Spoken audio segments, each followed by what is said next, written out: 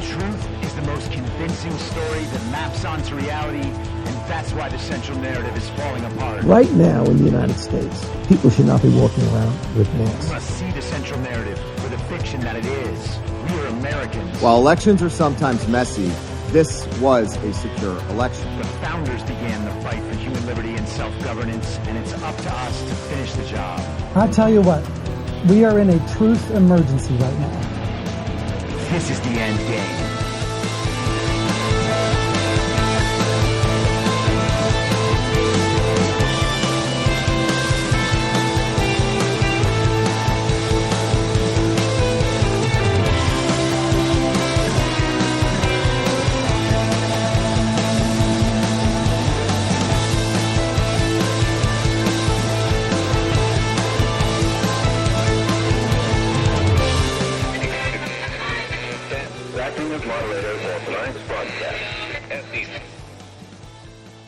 Immensely seductive.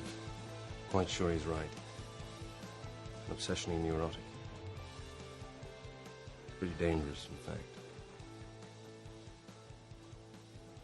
Do you mean you doubt your powers to convince him? Worse than that. What I'm afraid of is his power to convince me. Let us never tolerate outrageous conspiracy theories. Say it! Say it! All right, I'll say it. We're talking about putting a manifestly irresponsible man on national television. Sweetheart, be reasonable.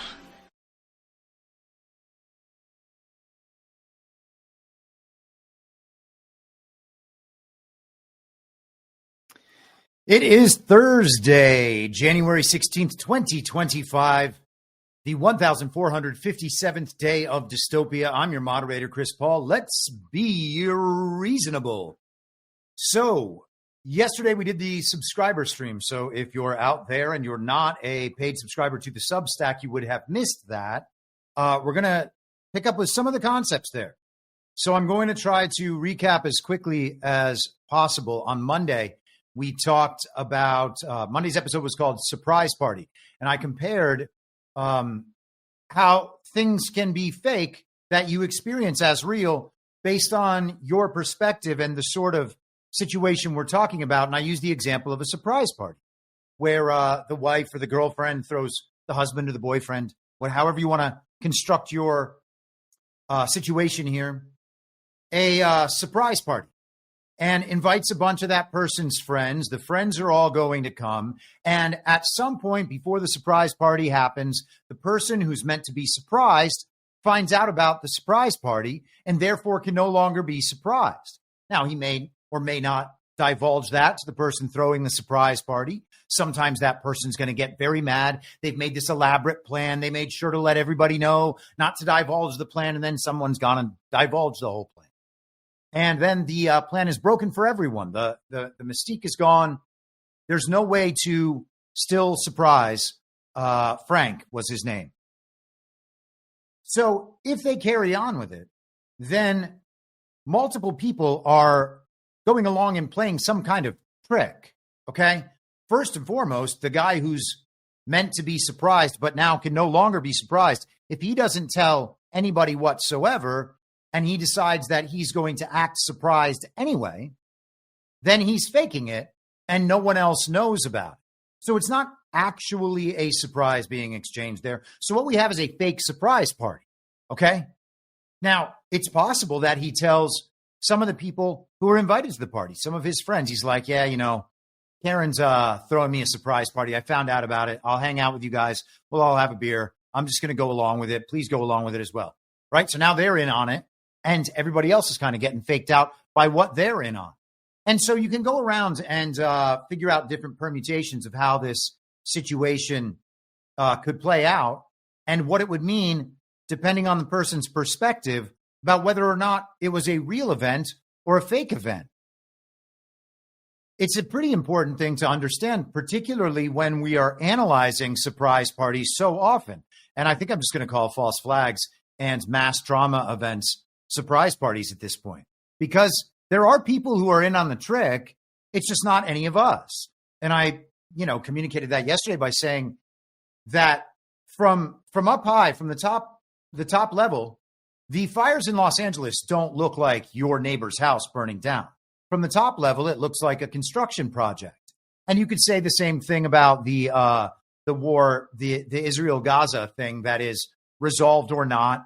The neocons out there have decided that maybe there's still a chance that a deal wasn't actually done and that they can prevent a deal.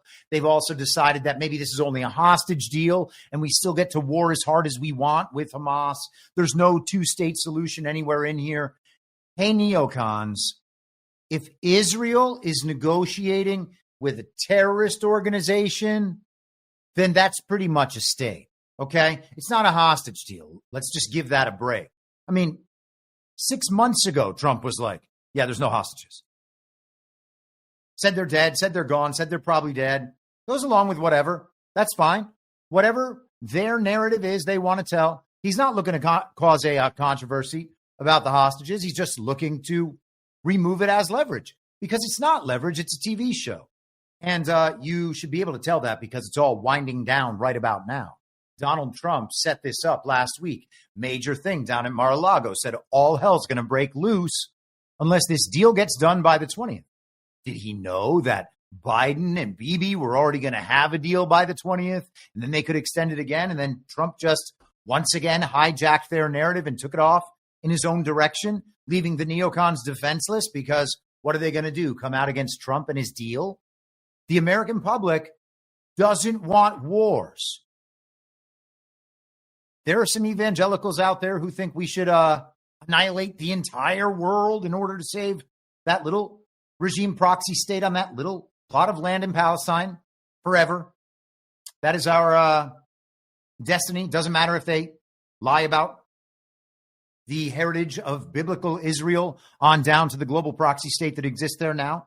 Doesn't matter if that's a lie. We have to go to war on their behalf forever, on the behalf of a different religion, a different set of beliefs, and a different country, quote unquote, not our country. But, to most of the world, it's not a country at all. So that war is also going to leave at the end of it, I would bet a lot, the Ben Gurion Canal and new trade routes, and also a two-state solution down there. Palestine's already recognized as a state by much of the world. And now a negotiation has been done between Israel, which much of the world doesn't recognize as a state, and Palestine, Hamas, which it does. They're saying Hamas is at the very minimum a government like the Taliban. And of course, what have we seen with the Taliban? Well, they eliminated the opium trade out of Afghanistan. Who was keeping that going? The same neocons who want to keep this going in Israel. From the top level, it looks like a construction project. Okay. Yesterday, we talked about reality shows and how this period during the second half of, the aughts, as some would call them, 2000 to 2010, the second half of that decade, the proliferation of reality shows, particularly, the ones where a bunch of young people would be hanging out and doing extravagant things and looking rich while creating drama with one another, that has just kept going and going and going because gay men and women can't get enough of watching reality television. And so now we have still that phenomenon. But back then there was a period where they would consistently, the cast of these shows and some small production team would go to a Hollywood club and they would have a night of partying around a VIP table. And all of this would be filmed. And I was talking about how the scenes are structured and the characters know generally what their conversations are going to be about. And then they'll have those conversations and they'll be having some drinks and maybe there are moments of real drama or real upset or hurt or whatever it is. And they'll get a scene and then they'll turn that scene in. It'll be edited for television. Then it'll go up to be approved and then it'll go out on TV. And from the vantage point of a television producer, that's just a television show. But they're at a nightclub partying and there are the rest of the people in the nightclub who are actually partying while the people on camera in the reality show are just simulating partying. And then you can break that down further and break it further down on the outside too. But you can have something that is totally real and authentic in one place and something that is absolutely fake and inauthentic right next to each other. Okay. And then you have people attempting to cross over. There are people from the general public, the party atmosphere, the real party atmosphere, let's call it, who want to go into the fake party atmosphere so that they can be on TV, because that's what makes them feel real important, having strangers out in the world know who they are and like them. Okay. And it's a weird thing. And, I'm on a public channel right now. So there's some of that element going on right here, right now. Okay. But so the idea is that falsehood can exist in situations that you experience as real, that many people experience as real, that virtually everybody experiences as real. Okay? There can still be falsity inside that, and the whole thing from the top level can also be a falsification. And in that case, you have to say, all right, well, this is being controlled from somewhere higher than me. And because I can look at its worldly sources, I can see that it's not God. So what matters in this situation? The personal experience matters, okay? And know your neighbor's house matters, right? But in terms of trying to analyze the situation, figure out what it ultimately means and what can be done to prevent your neighbor's house from getting burned down in a similar situation in the future, is look at the situation the way the people arranging the situation look at it. And to them, it's a construction project. So you analyze it as a construction project and then wonder, why are they okay with all of this collateral damage during this construction project? And who's letting them get away with this? Is the collateral damage of this construction project being communicated to me authentically, or is it being falsified because someone wants to shut down that construction project? Okay. So these are things that we have to look at when we're talking about major geopolitical concerns.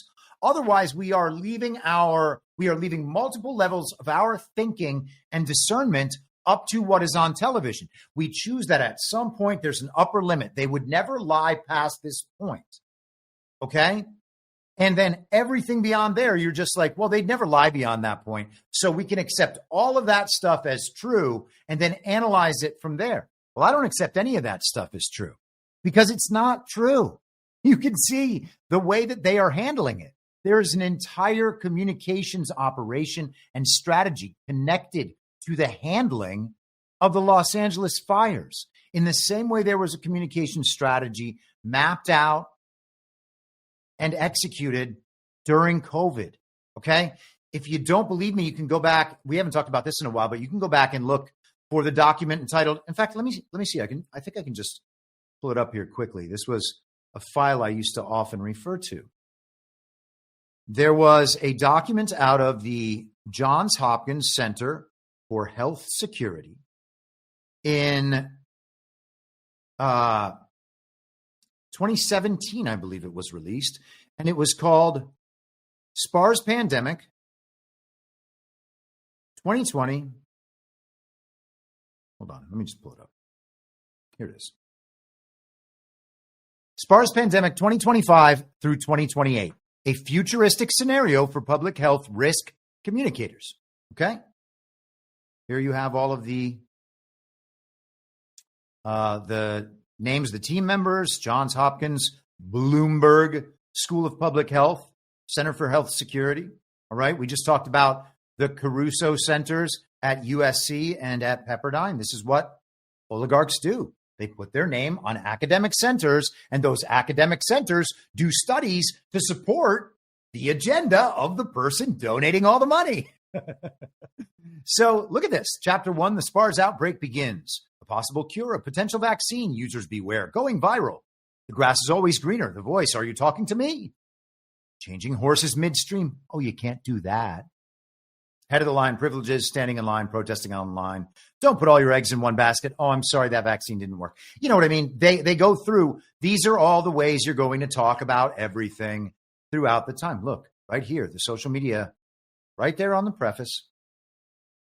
The following comprises a futuristic scenario that illustrates communication dilemmas concerning medical countermeasures that could plausibly emerge in the not-so-distant future. Its purpose is to prompt users, both individually and in discussion with others, to imagine the dynamic and oftentimes conflicted circumstances in which communication around emergency MCM development, distribution, and uptake takes place, blah, blah, blah, blah, blah. Okay? So they go through an entire communication strategy on the scenario that they were intending to inflict on the American public, and then they inflicted it. And a lot of people were like, oh, well, I guess a virus appeared on a bat in a cave in China, 1,400 miles away from this place called Wuhan. And now I stick Q-tips in my nose to find out if I'm dead.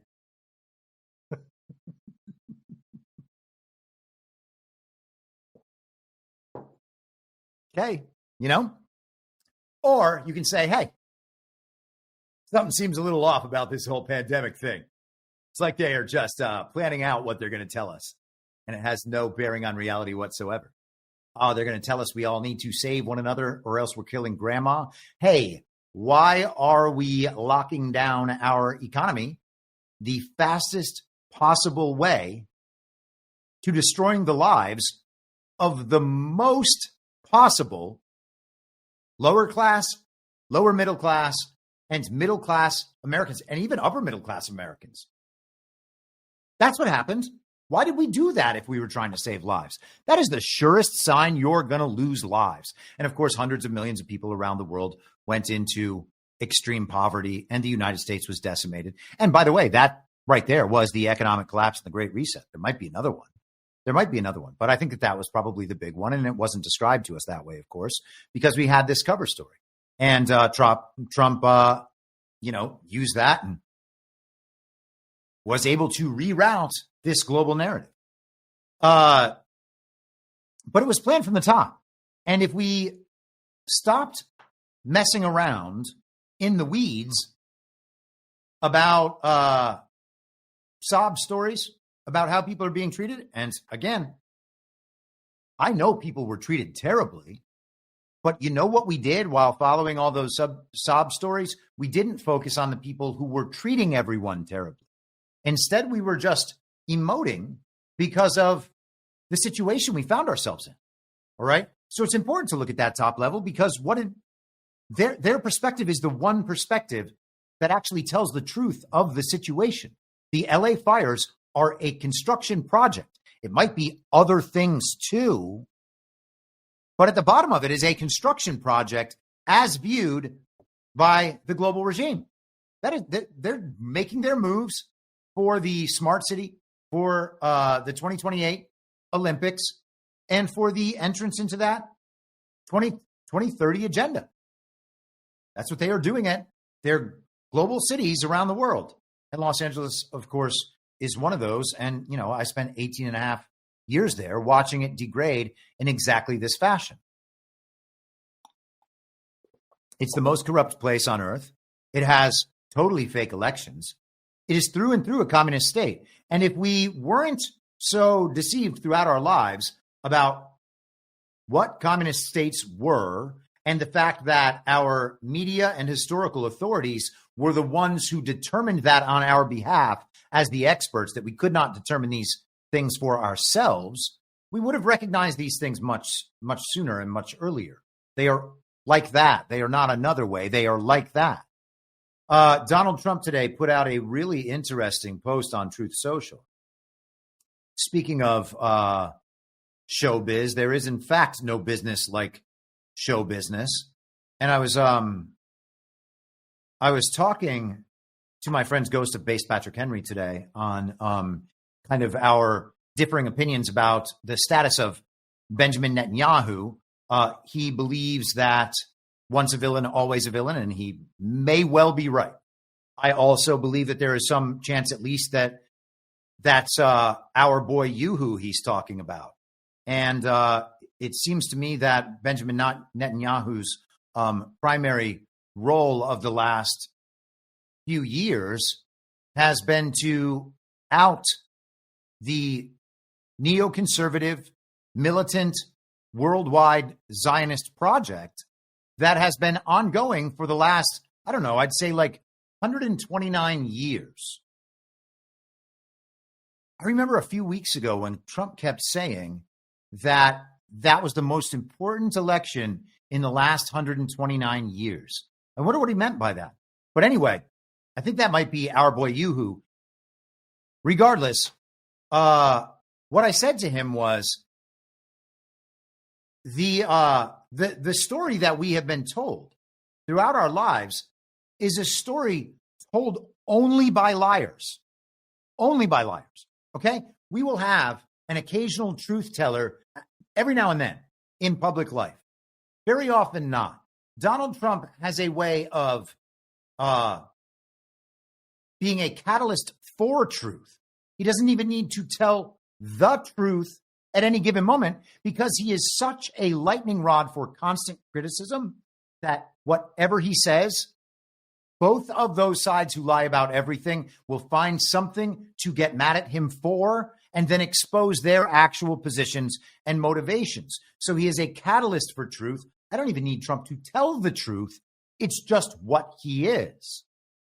But besides public figures like that, you know, we'll definitely have truth tellers in our own lives who are prepared to tell us the truth always and the hard truth always, or, you know, to the extent that humans are able to consistently do that. I try to tell the truth all the time, but I am a weak and sinful person. I am fallible. I don't imagine that I have stopped lying and told my last lie, and I will probably lie at some point in the future to protect myself or my interests, or because I'm scared of what a person might think of me. Who knows how many reasons a person might lie, which is why I never ask for anybody's trust. I don't want you to trust me. I want you to think for yourself and come to whatever conclusions you want. I don't want you to side with me. I don't care if you side with me. Okay? I'm saying what I think, and I'm trying to walk through a thought process that is a reversal of the indoctrination that we've been force-fed our entire lives. So you can't even perfectly tell the truth with yourself is what I'm saying, okay? So we have ourselves fallible. People around us, maybe damn good truth tellers, also fallible. Very few public figures even attempt to be truth tellers. And then, of course, all of them are fallible. But by and large, we have had this indoctrinating and indoctrinated story forced upon us by only liars. All right. So that has to be kept in mind all the time. And I try to do that even with characters who are, more distasteful, you might say, like our boy Yoo-Hoo. We went through this process over the last few years on some characters that were presented for our entire lifetimes as complete and total villains. Vladimir Putin, Little Rocket Man, MBS seems to be solid, and he's a Saudi royal, and this is the process of applying good twin, evil twin really consistently and erasing and letting go of that prior knowledge, allowing what is being presented to weigh in our thinking with an open mind and see what happens. I mean, we're seeing what I should say makes these neocon warmongers screech and recoil. All right. Now, it may be that some of them are involved in an info op and they are just being Judas goats walking people into their public doom through the expression of their opinions about these subjects. But it looks like they are expressing opinions consistent with what they've expressed over the past few years. And I would encourage everybody, by the way, to take a look through the key members of the Ron DeSantis simp op. They seem to be pretty well on the same page that this is a deal that shouldn't be happening and that shouldn't be supported because they need more war with Hamas. They told people they were going to glass the desert. Now, is that to draw all the demons out? I'm not the person to judge that, okay? I have watched these people say heinously anti-Trump and anti-MAGA things for the last 3 years, while watching them also say great things about Ron DeSantis and Israel. That is something I know to be true. So we're going to get back into some of that in just a minute. But as far as the show aspects of some of this goes, we talked yesterday about how a lot of these storylines that have developed over the last 4 years that are based on levels, magnitudes, some of them just completely preposterous, but just levels and levels of fakery, stories that I believe have been obviously fake from the beginning. And I said so at the time. And I believe that some of that is being wrapped up now. And so we went through example after example after example of that yesterday. I think I actually wrote down a list of these earlier. And I want to add on to one of them at the end. I have to do that. Jack Smith having no standing. He never had standing. The Jack Smith cases were fake. The Israeli hostages. If there were any hostages from the beginning, from the paragliding go-kart incident with the babies baked in ovens and with the decapitated babies and all of that, if there were ever any hostages, Trump said that they were gone, that they were dead a year ago. And now we have a hostage deal that's being wrapped up.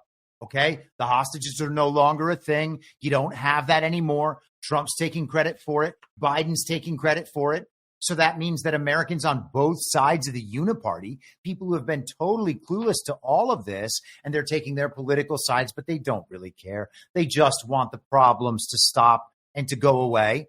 They're like, oh, cool, war's over. Now we don't have to be angry and lie about these things anymore. Maybe now we don't have to hear about Israel every week in our supposedly Christian church. The SEC suing Elon because he doesn't have his proper sales filings done for Twitter that he never actually bought because it's DARPA technology and you don't buy for $44 billion the most powerful information weapon in the history of the world from billionaires who use it to control the world and control markets and overthrow countries. Okay. These are storylines being closed because they were fake the whole time. And before I get to what I was just about to get to, let's just quickly do this from yesterday. Now, we all are aware that the television told us a few weeks ago that Hunter Biden was receiving a pardon from the fake president and that all of these other people were going to receive pardons as well. The only problem being, of course, that Joe Biden is, in fact, a fake president and he cannot give pardons. He cannot do anything because nothing he does has any official meaning in the history of the United States of America. And again, the people are the final authority. The people delegate their authority to the states, their representatives at the state level, and then from there to the federal level. And the people are the ultimate authority and can rescind their delegation of that authority at any time. So the people, that means, are then the final verdict on all of this. All right?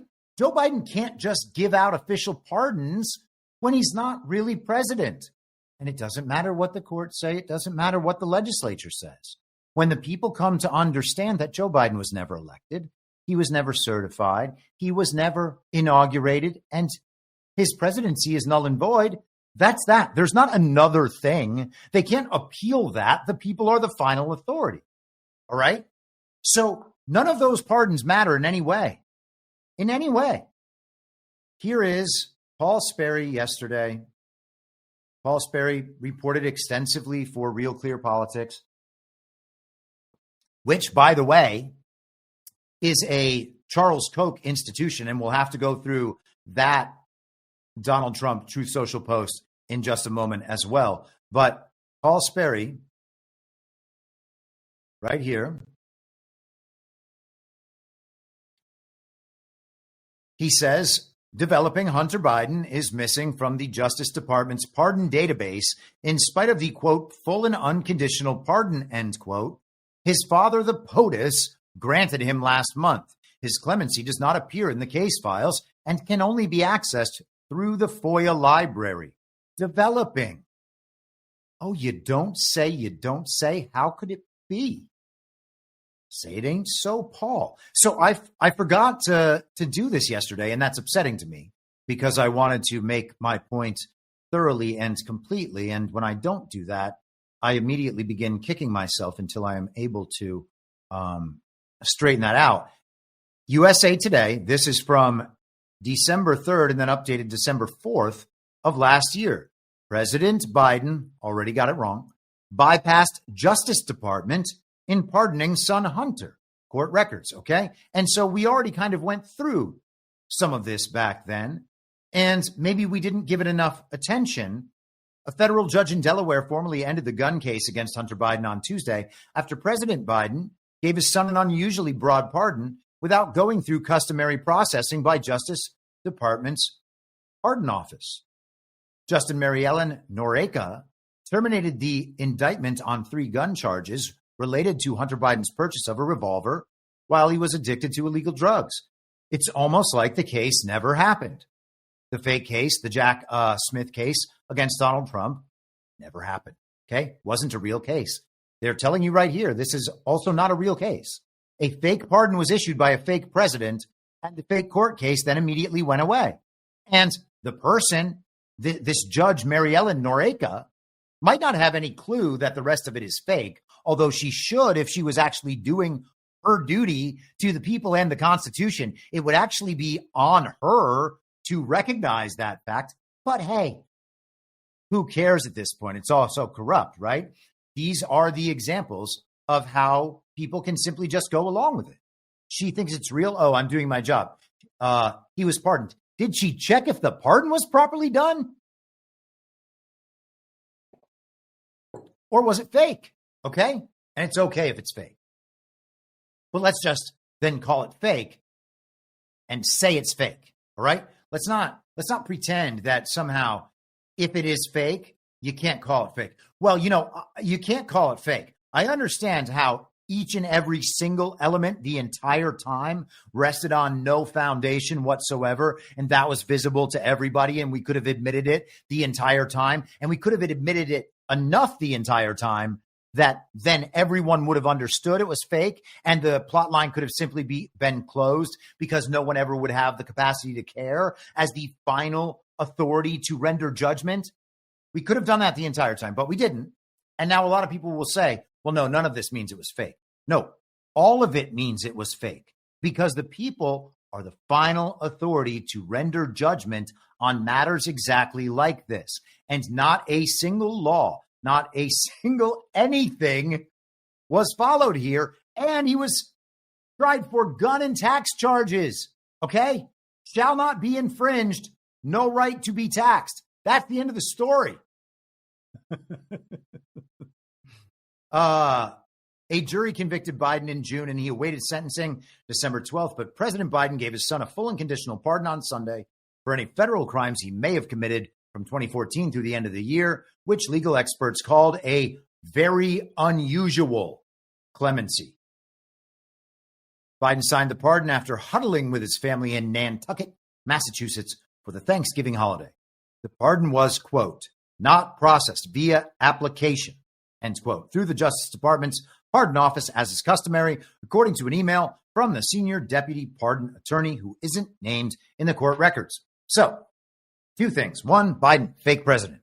2, the Justice Department doesn't actually have any constitutional authority in the matter in the first place. Okay? Maybe statutory authority somewhere down the line, but the president can pardon on his own with a stroke of his pen.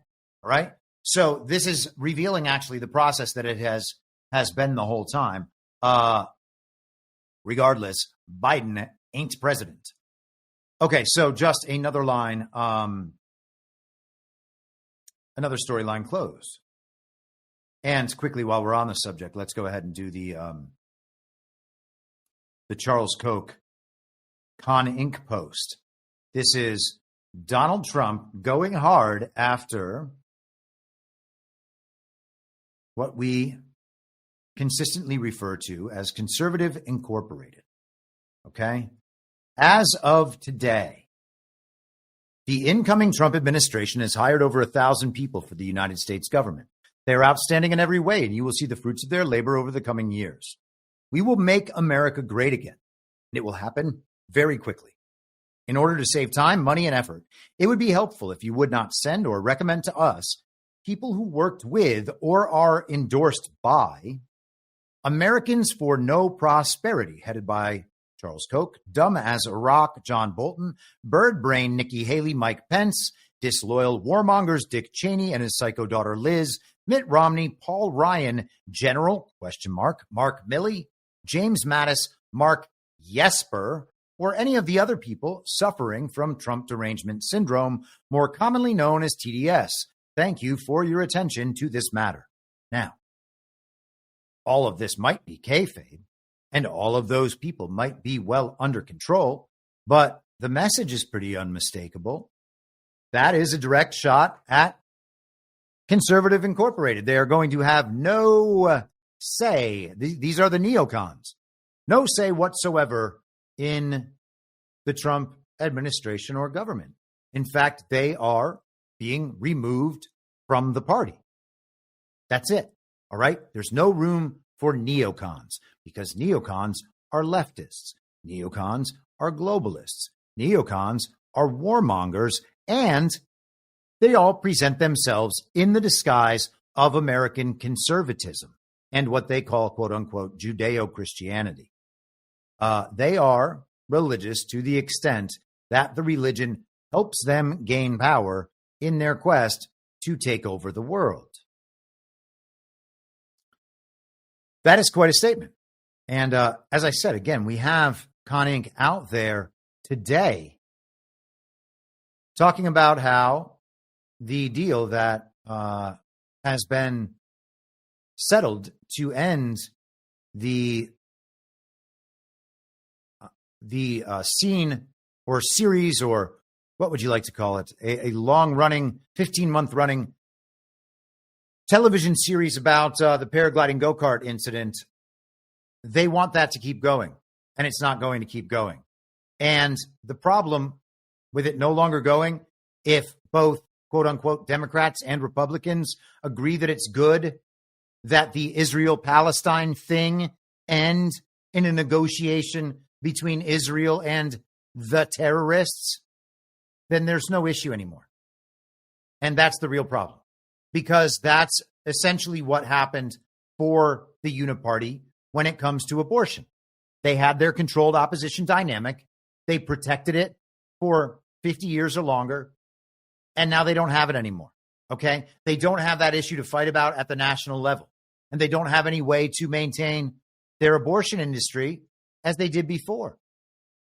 Abortion is an input into another industry, okay? It's an input into the human tissue industry.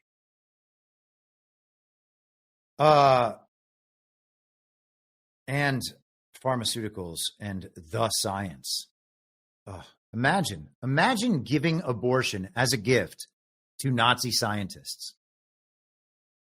That's what we're doing, okay? And it's being sold as an element of women's liberation from the chains of bondage of the patriarchy.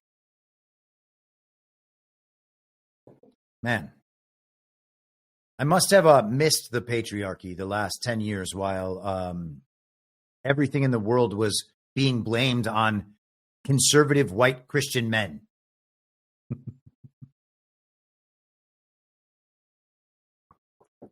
Oh, it's good times. It's good times. Okay, so no business like show business. The show of it all, okay? In this story told only by liars, we are now able to witness the show in full as a show. And Donald Trump posted this today on Truth Social, which I find rather amazing. And as you consider this post, think about the rather than focusing on who runs Hollywood, think about the political agendas driving Hollywood politics, okay? We don't even need to think about the people actually running the studios and the agencies, the people actually acting in the movies and television shows in large part. Okay, we don't have to think about the who in terms of ethnicity or anything like that. We can simply think of the political agendas driving them and leave it at that, okay? And go no further. And let's hear what Donald Trump has to say. It is my honor to announce Jon Voight, Mel Gibson, and Sylvester Stallone to be special ambassadors to a great but very troubled place, Hollywood, California. Sign me up. They will serve, that's me saying that, by the way, for audio listeners, not Donald Trump. They will serve as special envoys to me for the purpose of bringing Hollywood, which has lost much business over the last 4 years to foreign countries, back. Wow, it's almost like he's talking about Hollywood as a foreign country. And of course, what do they mean by global city? DC is a global city. The Vatican is a global city. The city of London is a global city. How many more of those do they want? And again, Curtis Yarvin and the tech bros, the Peter Thiels and Mark Andreessens of the world, they want global cities, tech cities, and they want them to be kind of internally run. They don't have to necessarily be these cities, but maybe they want to build new cities. Maybe that's why Donald Trump talked about freedom cities. I'm open to exploring the possibilities, at least, but let's be clear about what's happening now. They are trying to turn these into global cities because they want global citizens to be able to carry on their business globally, traveling back and forth between these hubs of business and activity in the major urban centers and then the best vacation spots on Earth. And their planes will just be jumping from one to the next, while a slave class inhabits that city to provide the labor and some of the lifestyle of that city. And then all of industry will be done around and outside of that. Next week, by the way, on Badlands Story Hour, we're going to be talking about exactly this idea through the lens of the movie Elysium. It is a science fiction movie by the writer and director Neil Blomkamp, who wrote and directed District 9, and very much about this same issue. In a sense, the wealthy live off planet in this techno-utopia. Okay? So he's treating Hollywood as though it is a foreign country, and to the extent that DC and others are, and to the extent that we can visibly understand the political agenda that is being pushed there, which indicates who's in control there, then we can know what that agenda is and who is controlling it, okay?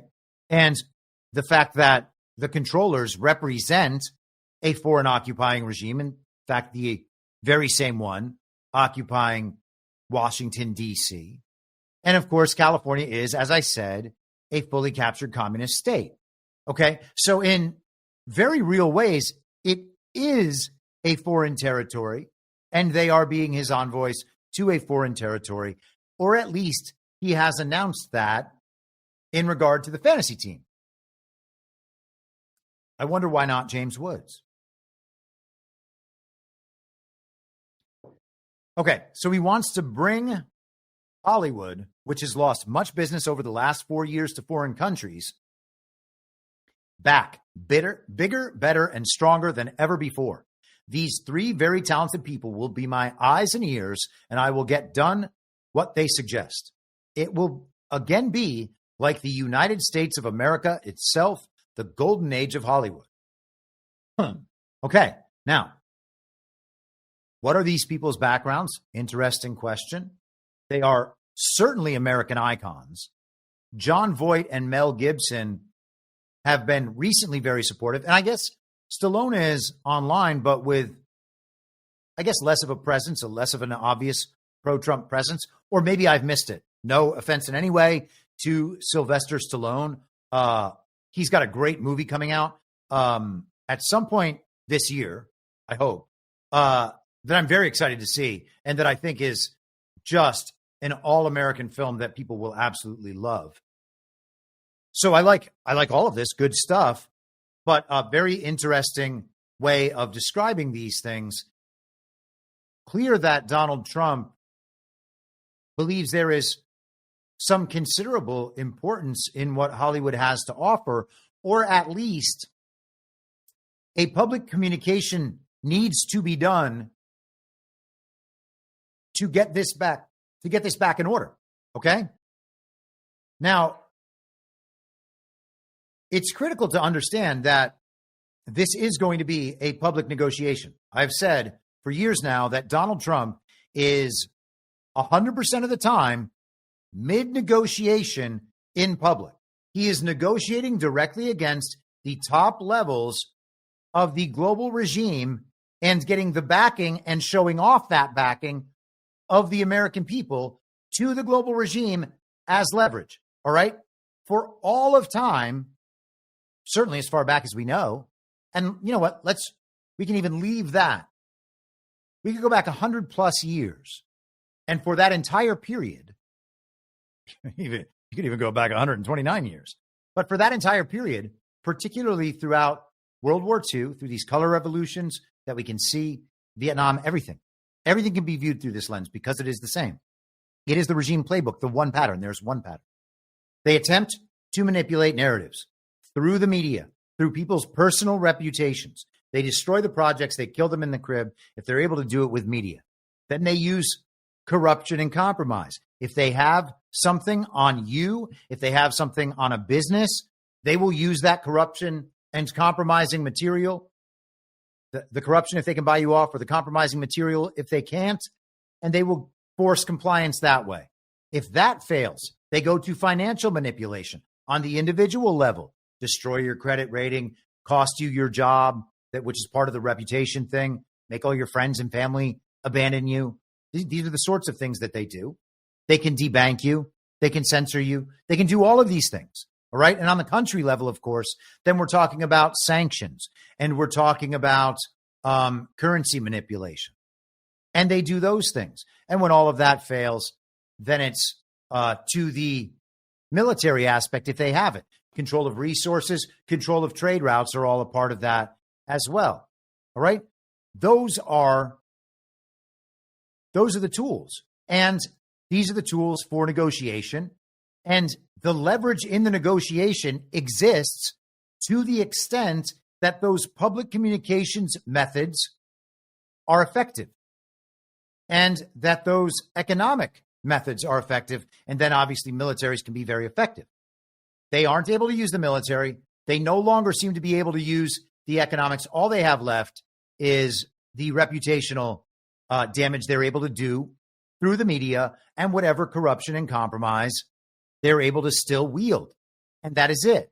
So Donald Trump negotiates with them in public, relying on his own communication style and the good attention, good wits, good smarts, good morals, and goodwill of the American people to help him in public discern what the truth is so that everyone can participate in understanding that truth and then reject the narrative from the global regime.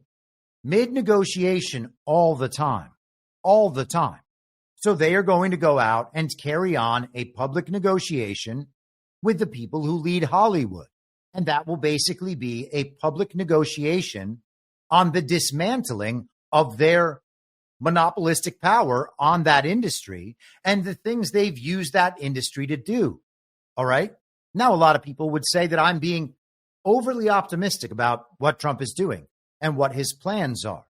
And that's fine. I am certainly being optimistic about it. And you can say that I'm biased toward a pro-Trump interpretation, and you would be right about that. And I have, I think, substantiated that position extraordinarily well over the last few years, while the people who constantly bias and analyze everything toward it from an anti-Trump position have smashed their faces into brick walls so many times that they are now just parts of the brick wall. So I'm going to go with my interpretation. And we see more of these negotiations happening right now in all of these hearings in front of the fake and illegitimate Senate. That is what we are watching on a day-to-day basis. We are watching a a public negotiation blow up in the regime's face. And the funny thing about the fantasy team is Donald Trump selected so many people from the fantasy team or onto the fantasy team from globalism, from Conservative Incorporated, the Republican establishment, from Fox News and other media adversaries, that now they are arguing the public negotiation is between two bad positions that they don't want, and everybody's watching them. And I am going to show you that example, or many examples of that, in just a moment. But let's close this out. He says, these three very talented people will be my eyes and ears, and I will get done what they suggest. It will again be like the United States of America itself, the golden age of Hollywood. Okay? Again, this is an aspect of the American Renaissance. Okay? Once the regime and the agenda break down, and that malign influence, controlling speech, controlling ideas, controlling what gets made and what doesn't, eliminating the free market and replacing it with top-down control for the express purpose of creating propaganda. That being gone, that alone being gone, and removing the political agenda from Hollywood decisions, the globalist political agenda from Hollywood decisions, means that we are on the dawn of a new age of film in Hollywood. That's what it is. And that's true of course, every industry. Damn. All right. 55 minutes. Hey, we're doing good. Doing good. All right, where are we at? Checking in on the chat. Everybody seems to be okay.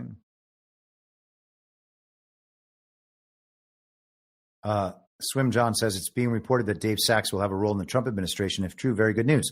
Alexander Mercouris of the Duran stated that today. Well, David Sachs is a host of the All In podcast. He is one of Elon Musk's normie podcast tech bros, and he's going to be like a crypto advisor for Trump. That was announced many weeks ago. I don't believe that is a good thing. I also don't believe it's a thing that will last. I believe that is just concessions made to the Peter Thiel technocracy side of things, the Mark Andreessen technocracy side of things, the Mark Zuckerberg technocracy side of things. Okay. That to me doesn't matter at all. I don't find David Sachs to be particularly interesting or smart or on the right side. He hosted Ron DeSantis's political campaign launch gleefully.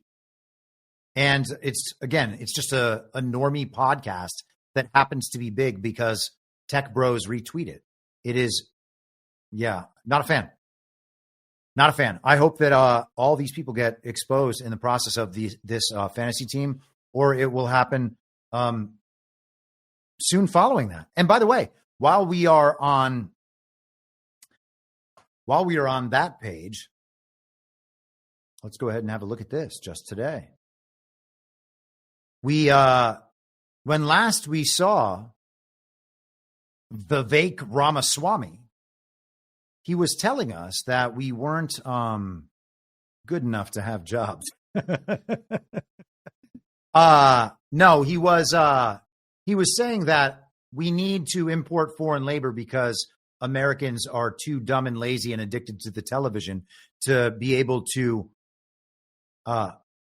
fill these very important roles that can only be filled by Indians. Trump encourages Vivek Ramaswamy to seek Ohio's open Senate seat. Oh, wow. And so, of course, when you see a headline like this, everybody takes it to mean Trump is actually promoting Vivek Ramaswamy. But let's see what this means, or what this says, sorry. President-elect Donald Trump has encouraged billionaire biotech entrepreneur Vivek Ramaswamy to consider filling Ohio's vacant Senate seat should the post be offered to him, according to two people with knowledge of the matter who spoke on the condition of anonymity to describe the private deliberations. Ramaswamy publicly withdrew his name from consideration for the post in November after Trump chose him to lead the Department of Government Efficiency panel along with billionaire executive Elon Musk. but the Ohio native has reemerged in recent days as one of the leading contenders for the Senate seat and is in advanced discussions with GOP leaders about the position the people said.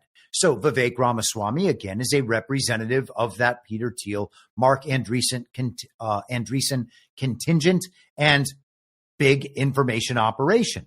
And they have been running a big information operation for years now through the fake primary, through all their podcast appearances with all of the normies and all the based and red-pilled guys and all the very edgy centrists and all of it. Okay, it's all the same info op. Vivek has been right there at the front of it saying very based and red-pilled things, just not really all the true things. He says the things that have been accepted by the central narrative right as they're being accepted by the central narrative. So Elon Musk made a big deal about Doge, and then Vivek jumped on board with Doge.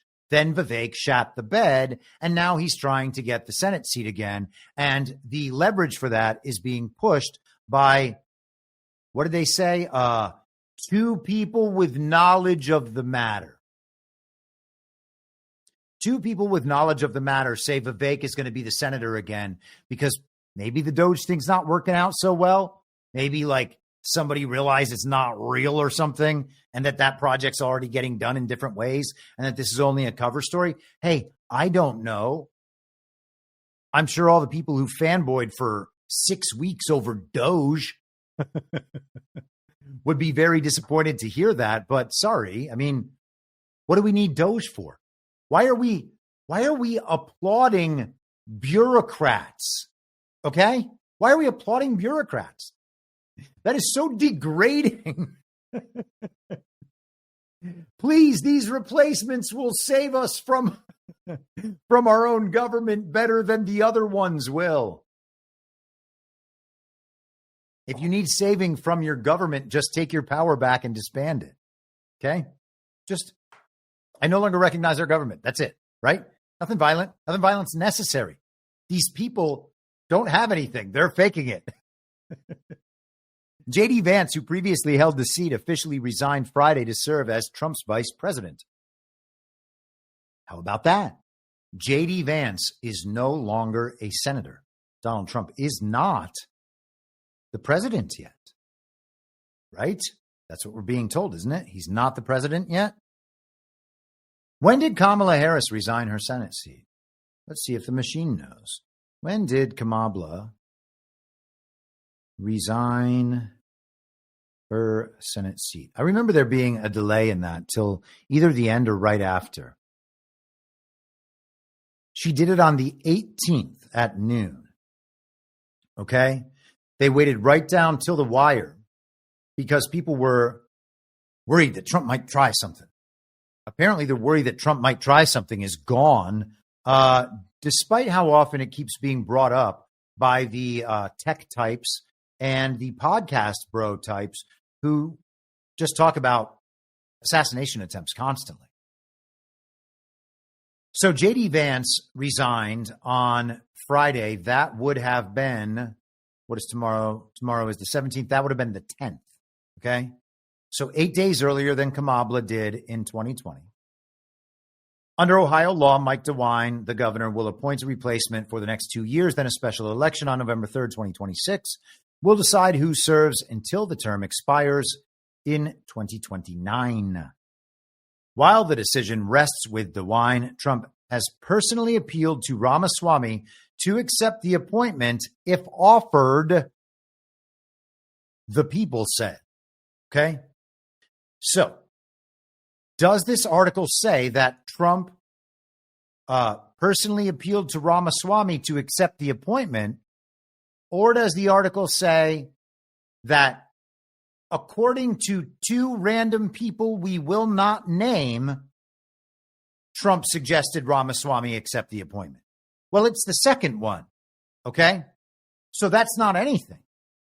If Donald Trump wanted to say something about this, he would do this. Now, could this be leaked from Trump's side? Maybe, because maybe he wants to watch the reaction, and that's a wise thing to do. But Vivek, whatever. The last-minute message was conveyed within the past week. Last-minute message was conveyed within the past week. What's last minute about it? They're trying to head off Governor Mike DeWine's decision. Did he have another decision in mind? And now they're trying to get in front of it? What is making them get in front of it now after Ramaswamy had pulled back? Now, is Ramaswamy being directed to do all of this to see what the DeWine choice would have been and the neocon choice would have, what choice that would have been? Maybe. So we can leave ourselves open to all those possibilities. Now, Vivek doesn't appeal to me as a good guy because I judge things on my standards, but maybe you like him and maybe you give him more of the benefit of the doubt than I do. I go zero trust, okay? You might not feel that way, and you might think that I'm attacking Vivek. I don't really care about Vivek. I care about understanding the situation and watching the back and forth because I don't believe that everything Trump is just in the clear, free and clear now. And also we have the lasting project of preserving this thing, okay? Which means we have to understand the thing. And if the American people are going to accept back the power that is being given back to them, well, then they have to be prepared to accept that power by understanding what's going on and how to make these judgments rather than just figuring out who on television to root for, because that's not enough. And it's weird that people from the truther movement or the Q movement or whatever movement are just encouraging cheerleading all week. Cheerleading. Why? Why are we cheerleading? Donald Trump's awesome. MAGA's awesome. Clearly, a massive majority. But the problems aren't solved. We need to cheerlead for television characters along with establishment Republicans to support Trump. I think we need to understand what's going on in the country rather than supporting the television. Ramaswamy has long planned to run for governor of Ohio in 2026 after completing his work with DOJ, which is supposed to wrap up operations by July 4th, 2026. So now he wants the Senate job back so that he can have 2 years as a senator to use as a springboard for Ohio governor. And then because he's only in there for 2 years, he gets to pass it off to someone else once he becomes governor. I would imagine that's how they've got it arranged to work. That is essentially what they did in Nebraska. We saw the thing with, who is it? Pete Ricketts.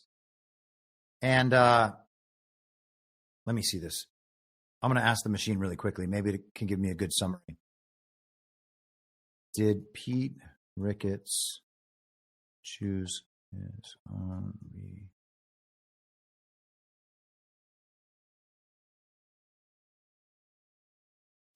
Pete Ricketts chose his own replacement twice in the context of U.S. Senate appointments. After former Senator Ben Sasse resigned to a position at the University of Florida, Nebraska's new Republican governor, Jim Pillen, appointed Ricketts, who had previously served as Nebraska's governor, to fill the vacant Senate seat.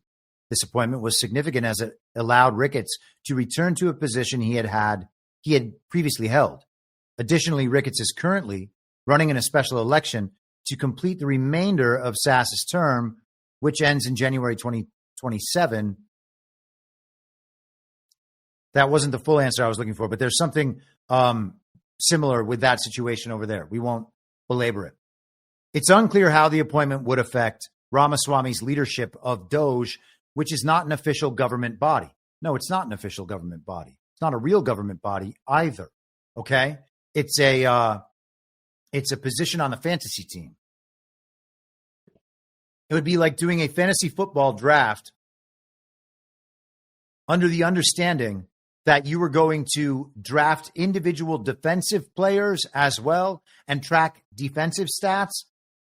And then after the draft, right before the season starts, reconsider the decision and be like, no, we're just going to draft a defense like normal and leave it there. Well, what happens to all of the people who were drafted into positions that don't exist and never did exist? Well, then they would just blip, gone. Okay? Just like the Hunter Biden story, just like the Jack Smith story, just like Elon Musk buying Twitter. The story starts and it stops. It goes nowhere and then it's gone. Did it ever happen? No, of course it didn't happen. It was a narrative event to explain why that person isn't there anymore. Donald Trump drafted off all of Fox News' team.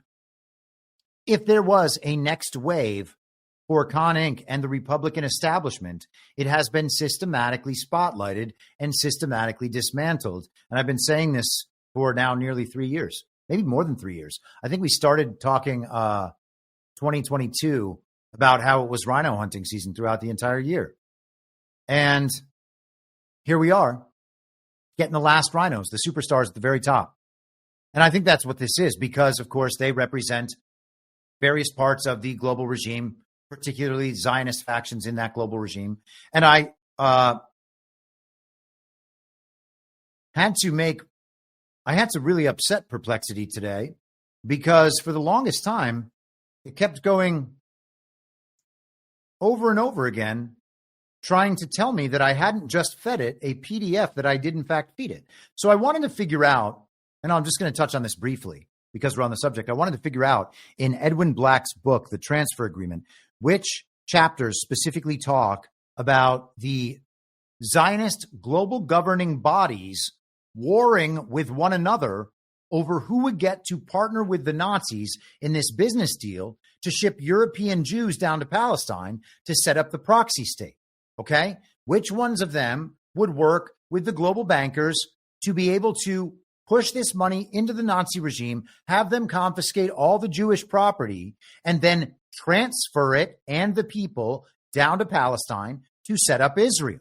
All right? And then, of course, those same Nazis became the Muslim Brotherhood and various Israeli paramilitary factions and stuff. That is what's being exposed through the paragliding go-kart op of these last 15 months. And now we are seeing the screeching and writhing of that demon as it is burning on the desert floor. Okay. So we have these various governing bodies. I feed in the PDF, the full PDF. Okay. It apologizes. It says it's only the introductory material.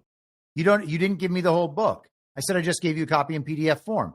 It says, I apologize. I see that, but it's only the introductory material without full access. If you have full access, I say this is full access. Then it's confused. We went through this cycle 3 or 4 times.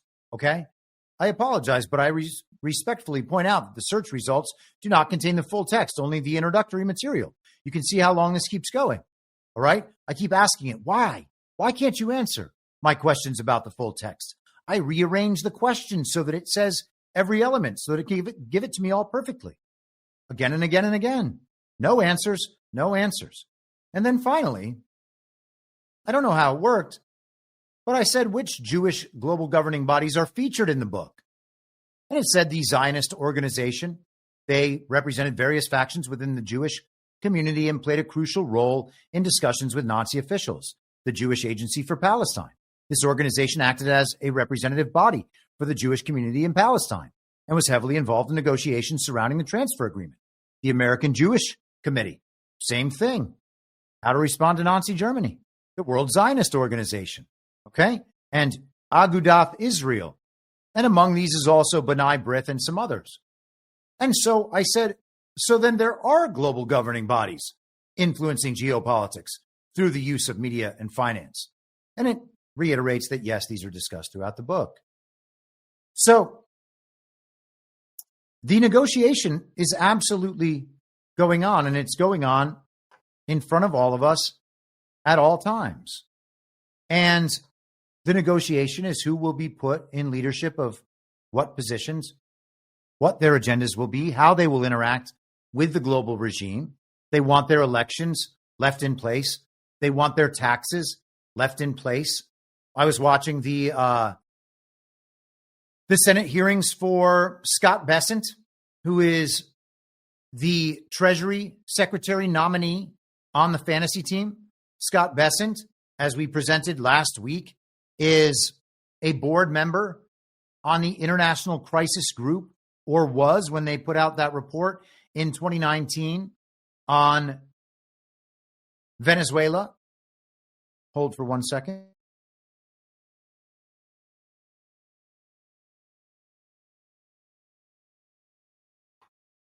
So he worked for Soros Fund Management for his career. Scott Bessent. I'm going to just pull up his wiki so you can see it here. This man worked next to George Soros. Is that a good thing because he knows the ins and outs? Maybe.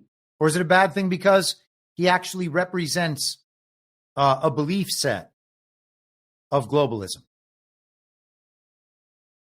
It's hard to know. What he is doing, though, is representing those global interests translated through what the Trump administration plans to do. And I'll show you an example of this, or a couple examples of this. Let's go through a couple examples right now, in fact. Perfect. Okay. So we can see here, Soros Fund Management, he was a partner. All right? It's pretty major, isn't it? Economic advisor to Trump. First openly gay Secretary of the Treasury. And in fact, he appeared at his hearing today with his spouse, as he referred to him. And honestly, that was a strange presentation. And I will just briefly point out why. And, people can make their own judgments on this stuff. I'm merely giving a media critique right now in terms of the presentation of this as a show, because indeed that's what it is. This is Scott Bessent right here. And this is his spouse right there, who is in a spotlight. I mean, it looks like the spotlight is directly on him. And of course, their kids, however that situation was arranged, are with them. Scott Bessent talked about how he started working at 9 years old and never stopped working. And he's also gay. So who was he working for at 9 years old? And he said he was working 2 jobs, in fact. You have to wonder, as a 9-year-old who goes into the workforce and is shepherded through that workforce for the rest of your life until you become a very wealthy globalist serving at the hip of George Soros, exactly what happened in those earlier years. And again, I don't know the man, but you can hear stories about this, including about Klaus Schwab, actually. Prussiagate is replete with stories exactly like that, where a down on his luck but bright kid gets paired up with a rich and powerful globalist who is able to teach them the ways of the world. And in fact, in some sense, that's what the movie Citizen Kane was also about. And maybe not a successful version of that from a globalist perspective as presented in that movie, but that's what it was about. Bessent, also a Yale guy involved in that Yale thing. Let me see if I can find the Yale thing as presented in the movie American Psycho. I've played this on the podcast before. It's hilarious.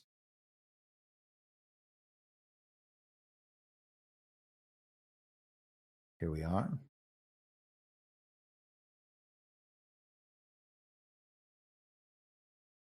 An absolutely wonderful scene of an absolutely wonderful movie that at some point we're going to have to do on Badlands Story Hour. What can you tell me about Paul Allen? I'm at a loss. He was part of that whole Yale thing. Yale thing? Yeah, Yale thing. What do you mean, Yale thing? Well, I think for one that he was probably a closet homosexual who did a lot of cocaine at Yale thing. Now, J.D. Vance and Vivek Ramaswamy are also Yaleys, as is Ron DeSantis, as is George H.W. Bush, of course, with the Skull and Bones Society there at Yale, John Kerry as well. Now, again, maybe people flipped over to the good team, okay? Maybe they're just doing all their work on the side of the good. So I don't want to cast aspersions on this guy, and it's not my place to judge his lifestyle, okay? This is a presentation of what the full situation here is. And these things should not be discounted because in other aspects of the world, these things are some of the most important things, including to the aspects of the world that control people exactly like this. Okay? They care about these things. So for us to not care about these things because we think it seems rude or something, we can take these things into account, judge them or not judge them, keep an eye on a person or not, but we have to make those decisions. And people should do the same about my life too. I used to live in Hollywood. I used to vote for liberals. People should keep that in mind all the time when thinking about the things I said and say.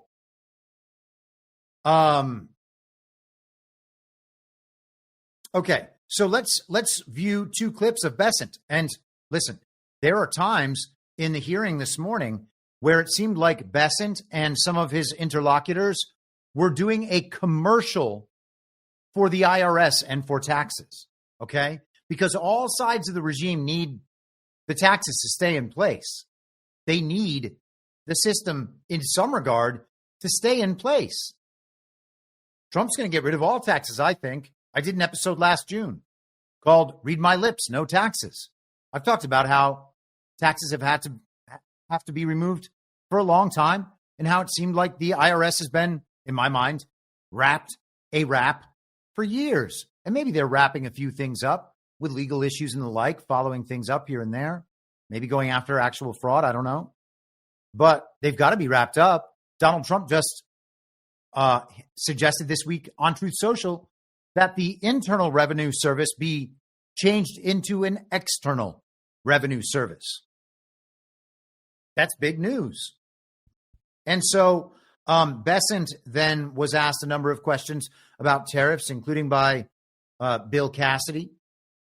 Cassidy seems like he's representing the Republican establishment, as do the rest of them. Bessent seems like he's representing the same people he's always represented. He is an emissary of the Trump regime to those people. Let's say it that way. That is what it reads like. He knows who he's talking to. He knows what language they speak, and he's presenting what Trump actually thinks to them as the negotiation is being held in public. And Bill Cassidy is negotiating against Bessent on behalf of the Republican establishment and regime. And I wonder here if in this clip, if Todd Young and Bernie Sanders are doing the exact same things. So let's watch. There's two clips here, and we'll go at them individually, obviously. Let's see which one first. Let me see if I can nail it and bring up the. So this one was chronologically first, and this is the one that is more directly about tariffs. So let's go with this one from Senator Young of Indiana.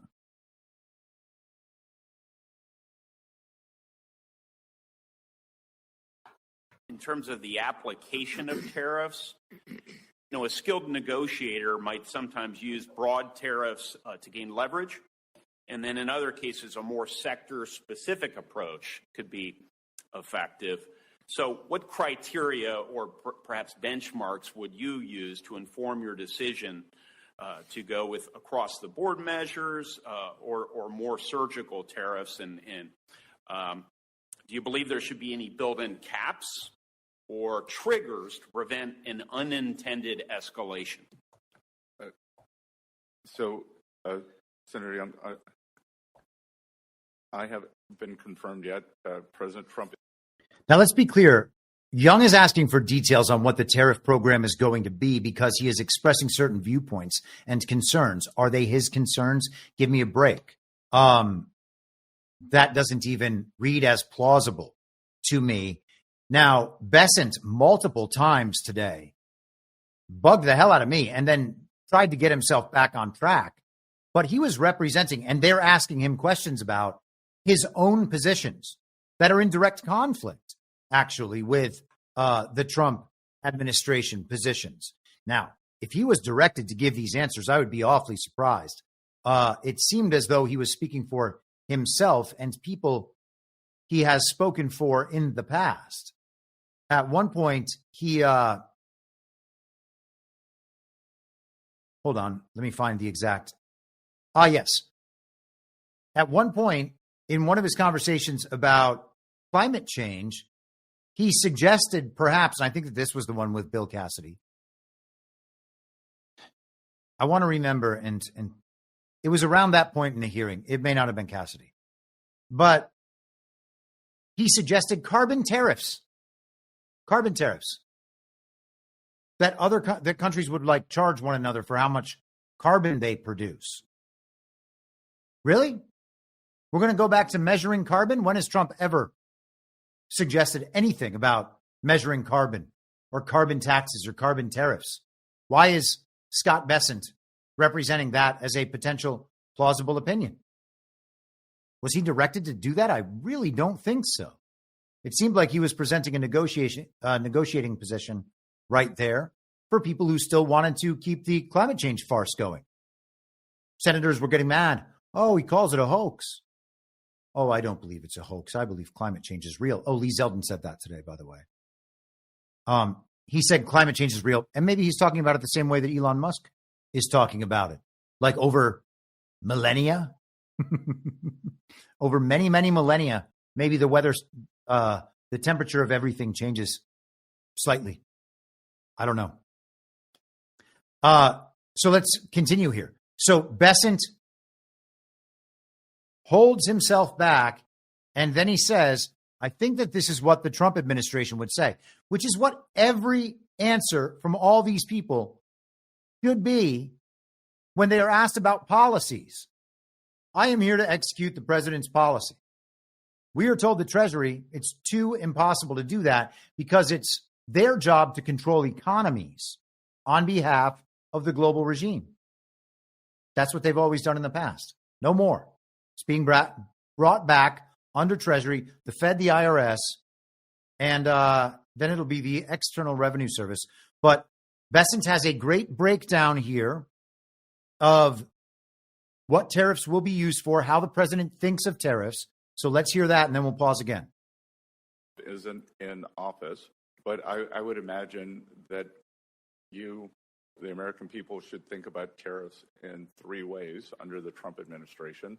One will be for remedying unfair trade practices, either by industry or country. The Chinese tariffs, the steel. Two, maybe for a more generalized tariff as a revenue raiser for the federal budget. And three, President Trump, I think, has added a third use of tariffs, as you said, as a skilled negotiator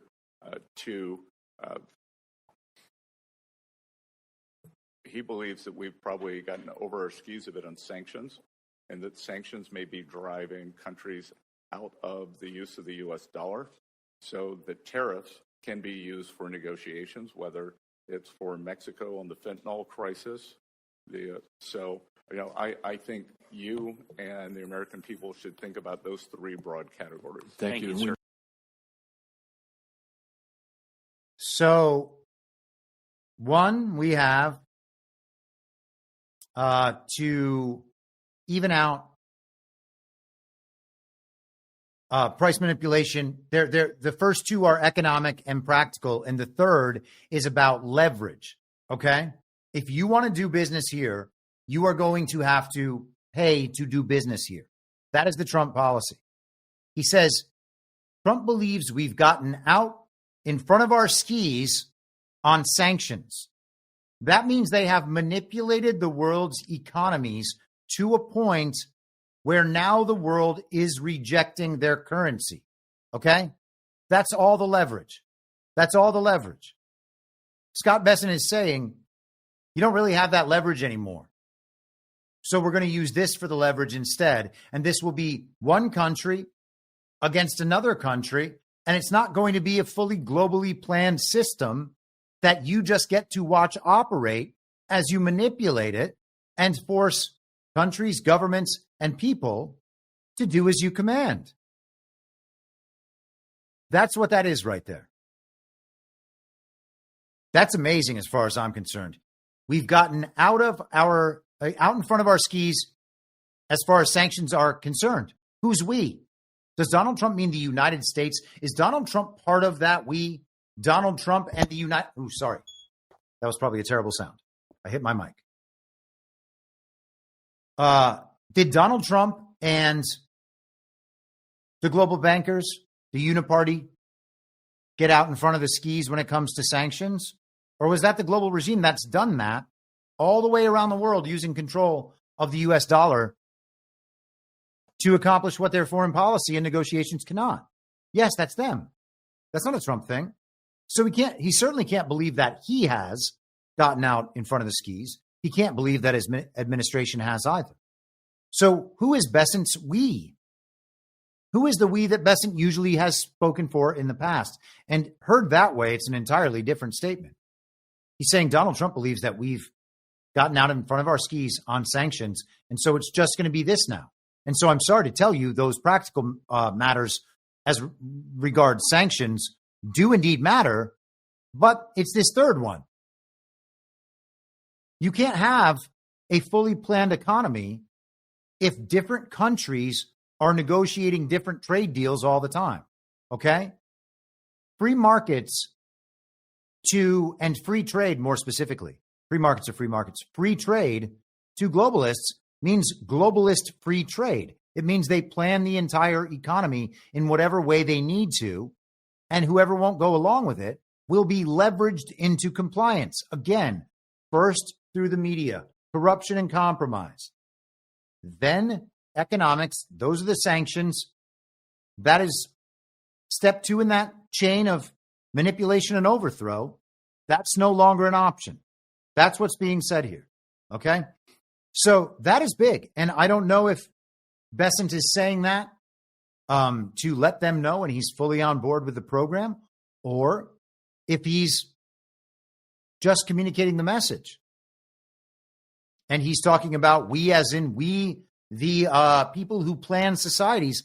And I got to tell you, once again, all about forgiveness and second chances, people becoming redeemable communists. I've been that person, okay? People have been forgiving to me. They offer me a second chance. They take my word for what it is because it's consistent with my actions to the extent that they do or don't. And I hope to remain in good graces through my acts, okay? All of us who were on the other side can hope for that same possibility, and we should hope to extend that possibility to people who then want to tell us, oh, hey, here's what I learned. I want to help go the other direction. But Bessent, right here, it's important to still know these things.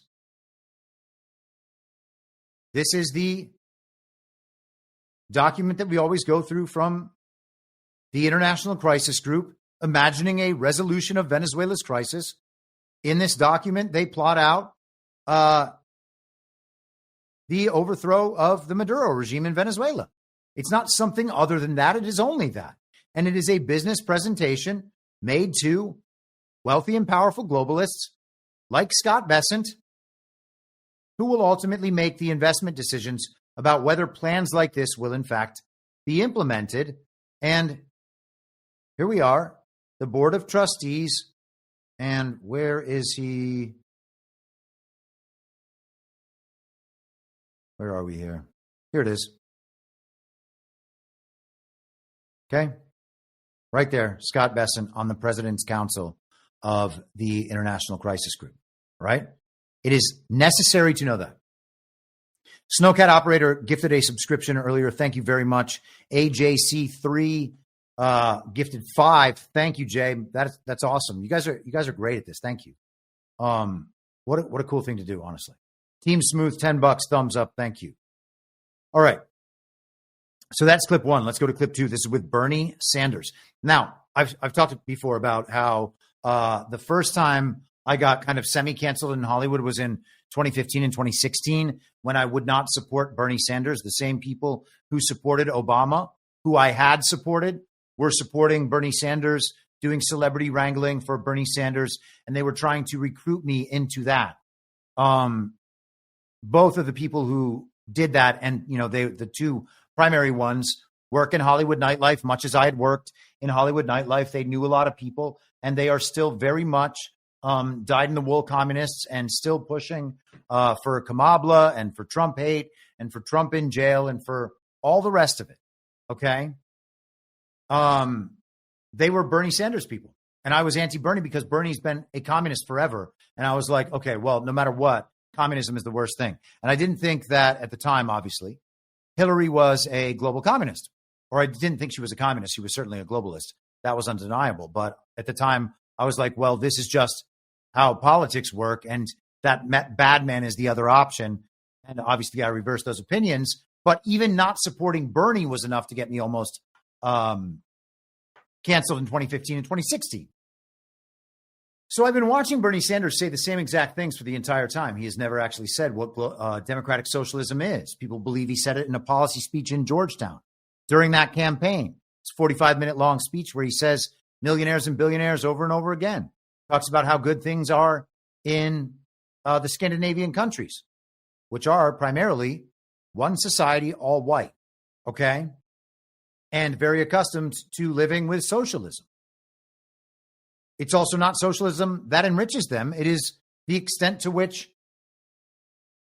they follow the global regime and are then funded on that basis, okay? So that is not a system that we want to emulate. It is just an advancement of the global regime system in a country that doesn't demand what Americans demand.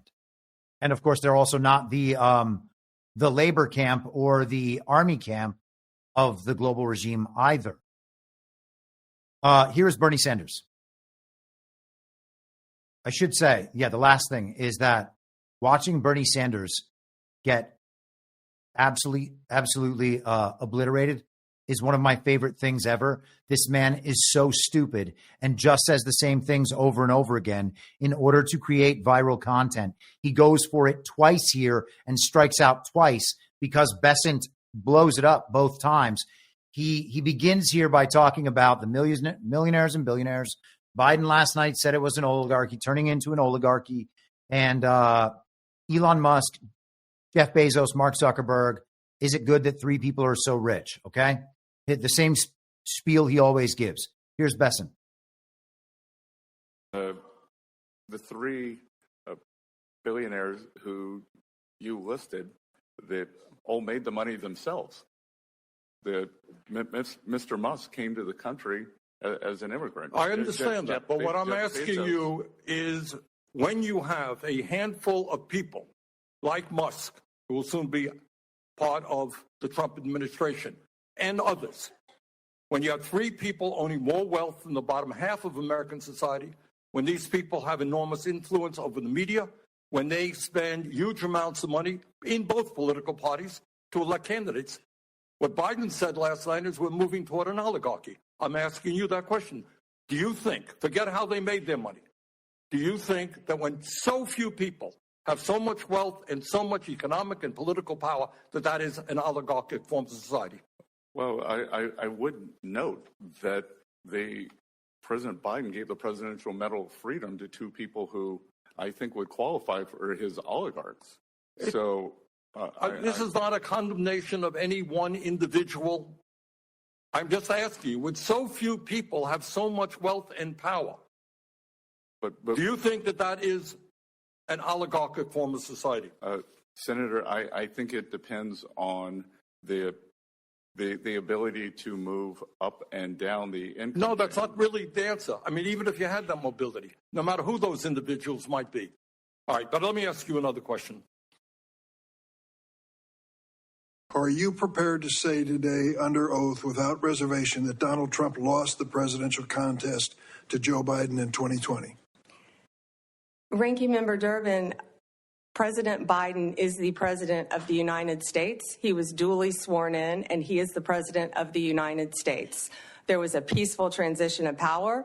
President Trump left office and was overwhelmingly elected in 2024. Do you have any doubts that Joe Biden had the majority of votes, electoral votes, necessary to be elected president in 2020? You know, Senator, all I can tell you as a prosecutor is from my firsthand experience. And I accept the results. I accept, of course, that Joe Biden is president of the United States. But what I can tell you is what I saw firsthand when I went to Pennsylvania as an advocate for the campaign. I was an advocate for the campaign, and I was on the ground in Pennsylvania, and I saw many things there. But do I accept the results? Of course I do. I'm going to pause for just a second. Guys, I just saw in the chat that I was muted there on the comeback from that Bernie Sanders clip. So I was just remarking about how Bernie Sanders' favorite lines blew up directly in his face. And it's a joy to see that. He made the economic points, of course, about how those people accumulated their own wealth. Now, again, this is from the Bessent perspective. I don't know that it is actually true that those people accumulated their own wealth.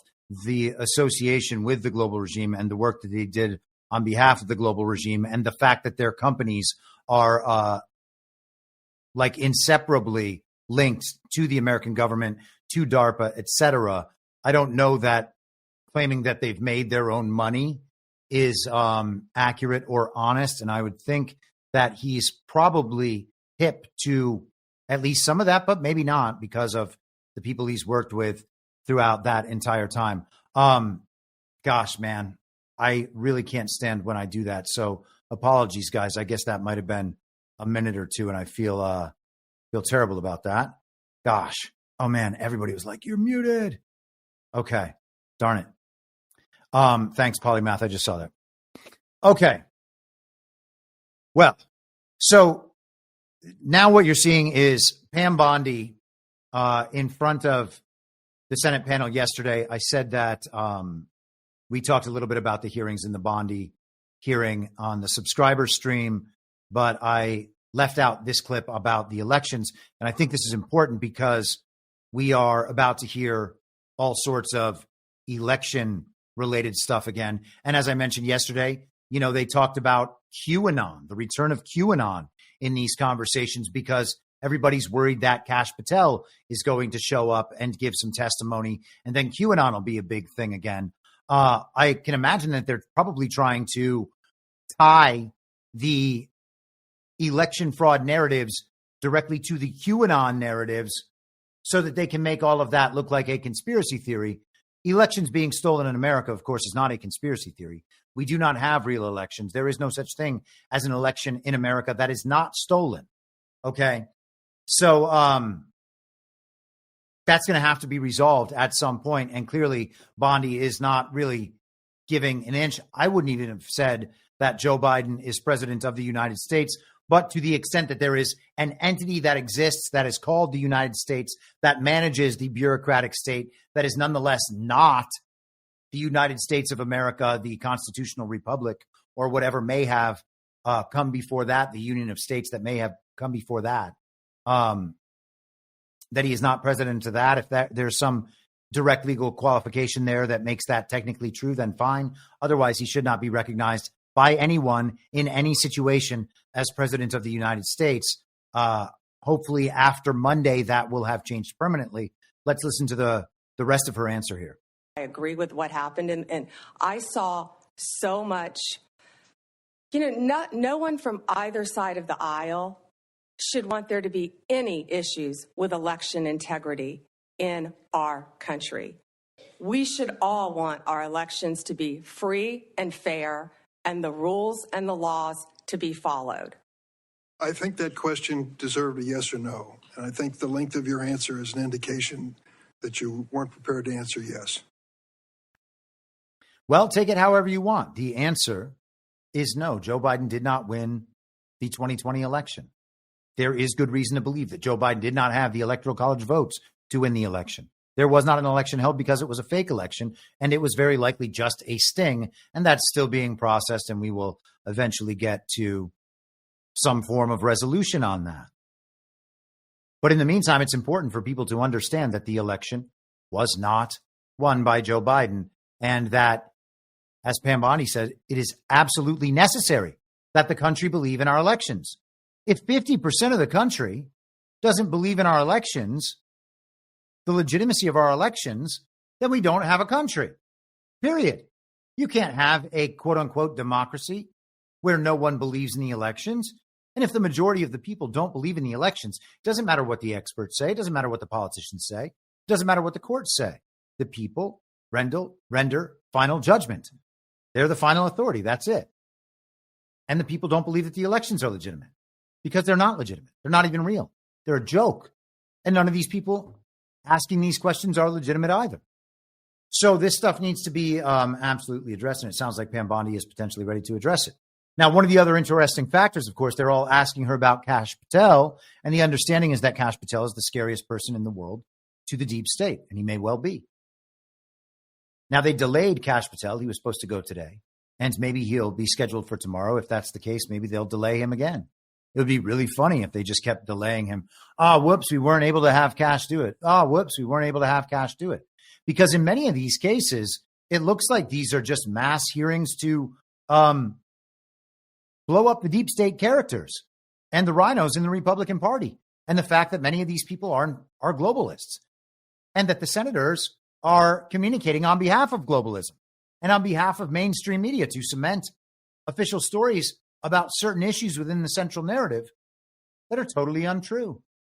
They're basically just repeating the news that they've heard on Fox News or on MSNBC and asking these characters to agree that the stories are true and then emote about them, tell their opinions about them, or declare that they personally will support policy positions relative to those issues, regardless of whether or not the Donald Trump administration supports those policy positions. They're being asked to take their own policy positions in public and commit the Trump administration to those positions. And that shouldn't be happening at all. And they are doing it. And to the extent that they are doing it, that should be looked at negatively. Their job is to go in there and say, this is my understanding of the issue. This is the Trump administration's position on the issue. This is how it will work.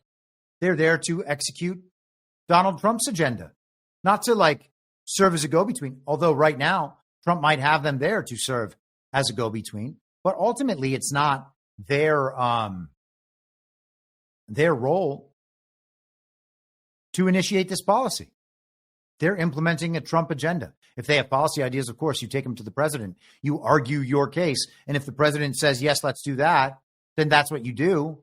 But that's still implemented by him. It's not Bessent thinking for himself, negotiating on the president's behalf in public out loud, unless he's tasked to do that. And hopefully that's exactly what it is. But it is awfully strange that all of this is such a television show and such an obvious television show.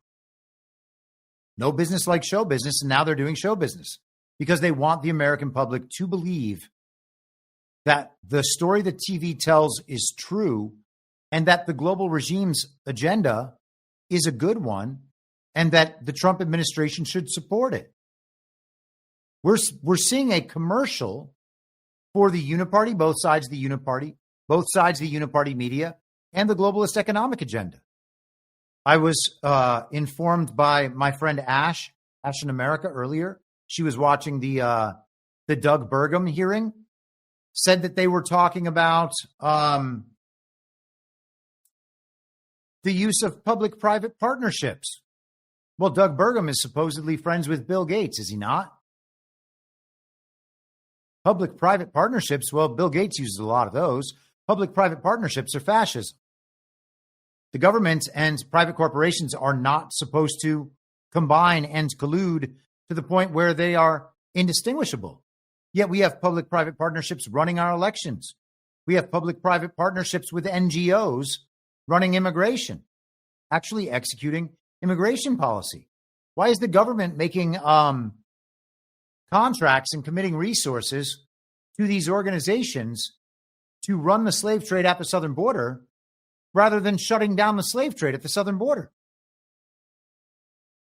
It's because it's the globalist agenda. That's who's responsible for the slave trade.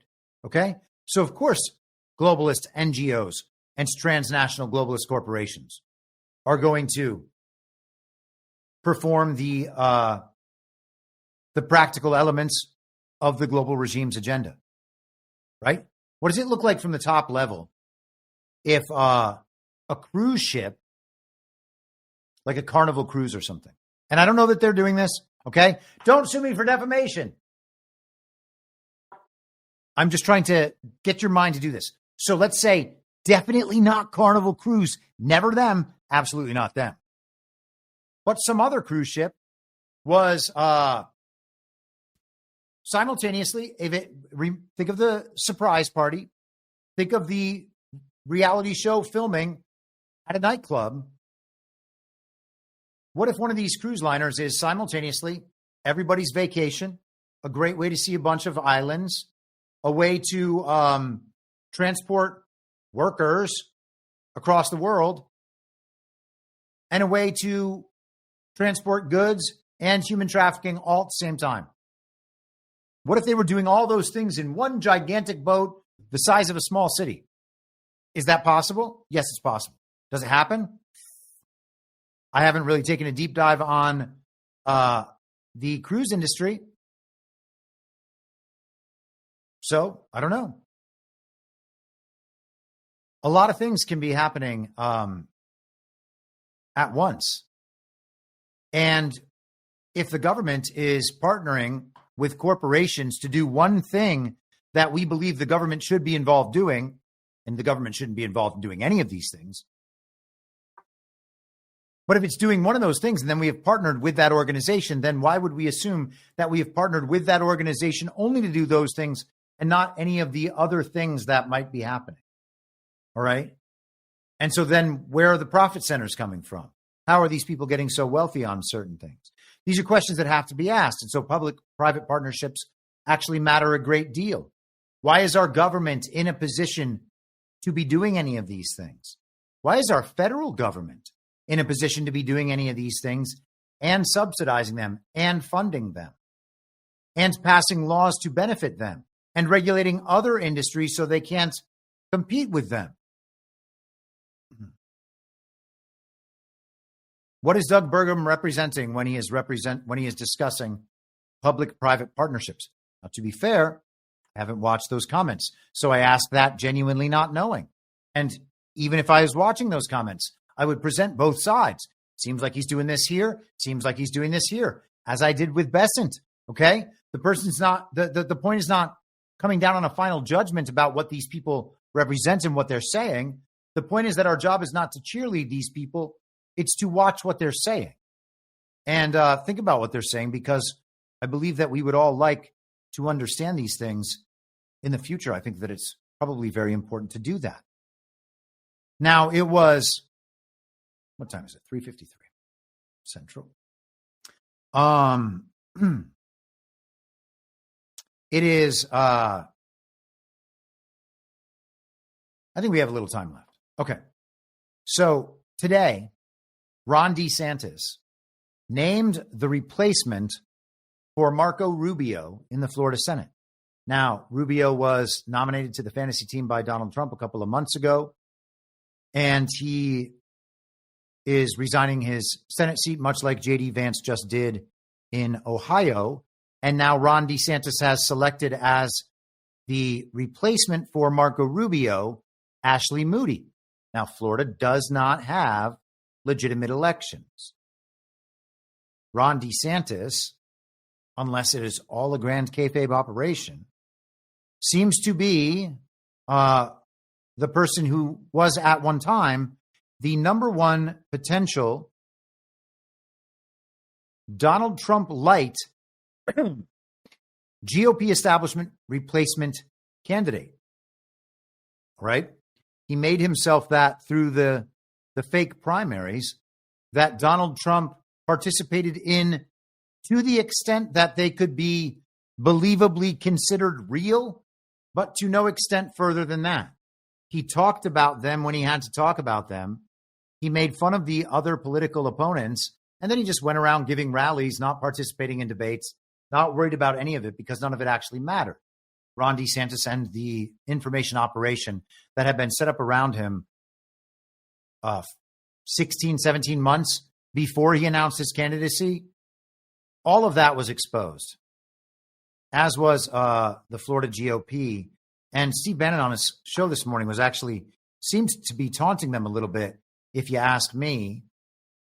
And maybe we'll take just a little bit of a look at Bannon's rant in just a second, which I find really important because Steve Bannon, I think, again, knows what is going on. And if you listen to him, he's going to drop nuggets in there just the way he talks about things, because he is actually communicating the MAGA position from a high level. Let's check out Ashley Moody, and maybe we'll stop this a few times. I actually was at the gym this morning when I saved this, so I haven't watched this clip yet. It's about 5.5 minutes long, 6 minutes long. So let's get started here. What I was going to say to you. But that is because he is deliberate and takes nothing lightly and understands the importance of this role. Governor, I want you to know I will not let you down. I will not let the citizens of Florida down, and I will not let my country down. She paused, knowing that is an applause line, of course. She stopped just short of please clap now, which Ron said during his camp. Oh, no, sorry, that was Jeb, ! Not Ron, who said that. That was a moment very much like that. Also worth noting, DeSantis immediately then promoted his chief of staff, James Uthmeier, to Ashley Moody's position. So his chief of staff throughout the fake campaign, the failure of a fake campaign run by Meatball Ron, that's now the new Attorney General of Florida. Ron DeSantis just determined that. And the Florida GOP marches on. Let's continue. It was just 6 years ago that I met this very eager, passionate guy who wanted to be the governor of Florida and said, if we go in there and we implement conservative policy, if we scale back, make sure we return this to a limited government, we will prosper. And look at what Florida has done since. What have they done? Do they have real elections? No. Did they avoid lockdowns or any of the consequences? No. Florida participated in COVID. Florida has fake elections. Ron is supported by all the people still warmongering for Israel and Ukraine and all of it. I don't see any way how it is amazing to me that people think this guy's just not automatically establishment GOP. If they hadn't run a multi-year long operation for Ron DeSantis on Fox News, I can't imagine anybody liking this guy. And they're just like, well, Trump put him in his position. Yeah, Trump's put a lot of people in a lot of positions. We lead the nation in net and migration, new business formation, and law and order. I can go on, and it has been at the leadership and direction with this guy right here. And I am proud not to just say I have fought alongside you for 6 years, but I'm proud to call you a friend, and I am very honored with this nomination. Thank you so much. I will bring the same persistence and passion and tenacity as a United States Senator that I have brought as Florida's Attorney General. If you have worked with me and fought with me over the last 6 years, you know I don't think of this as a job. I think of it as a calling. Every day I go to work, every decision that I make, every person I hire, I do so with the understanding that the people of Florida gave me this opportunity, and I want to deliver on what I assured them. And that was we were going to protect their rights. We were going to protect the autonomy of this state. We were going to protect our communities. And I believe that we have done that, and I think we have to take that same direction to the United States Senate. This guy used to be in Congress, and he says to me and has said to me, I don't know why anybody would want that job. I said to him, I kind of agree with you, Governor. I don't know if you can tell, but I'm pretty energetic. I like to get things done, focus on problems, solve the problems, deliver those to the people that hired you, your bosses, the citizens. And there's a lot of deadlock in Washington. And then I thought more. Did the citizens hire her as a senator? I mean, the original Constitution didn't have the direct election of senators, so I don't have a problem with it on that side. And if we're shifting back toward that, and I think that that's the macro pattern, then the appointment is what it is. And I'm not going to complain about the fact that she wasn't, quote unquote, democratically elected. But let's be clear about what's happening here. About that. And I thought, if every person with the same energy, the same love, the respect for our founding principles, the ideals on which this country was built on, if every person like that with that personality said, I don't think I'd like serving in Congress, then we'd never change that culture. And so you're probably right. I probably won't like it. But I'm ready to show up and fight for this nation and fight for President Trump to deliver the American First agenda on day one. Well, that right there is good. That's good. Just unequivocally good. Say that, keep saying that, and then actually do that. But of course, you got to actually do that.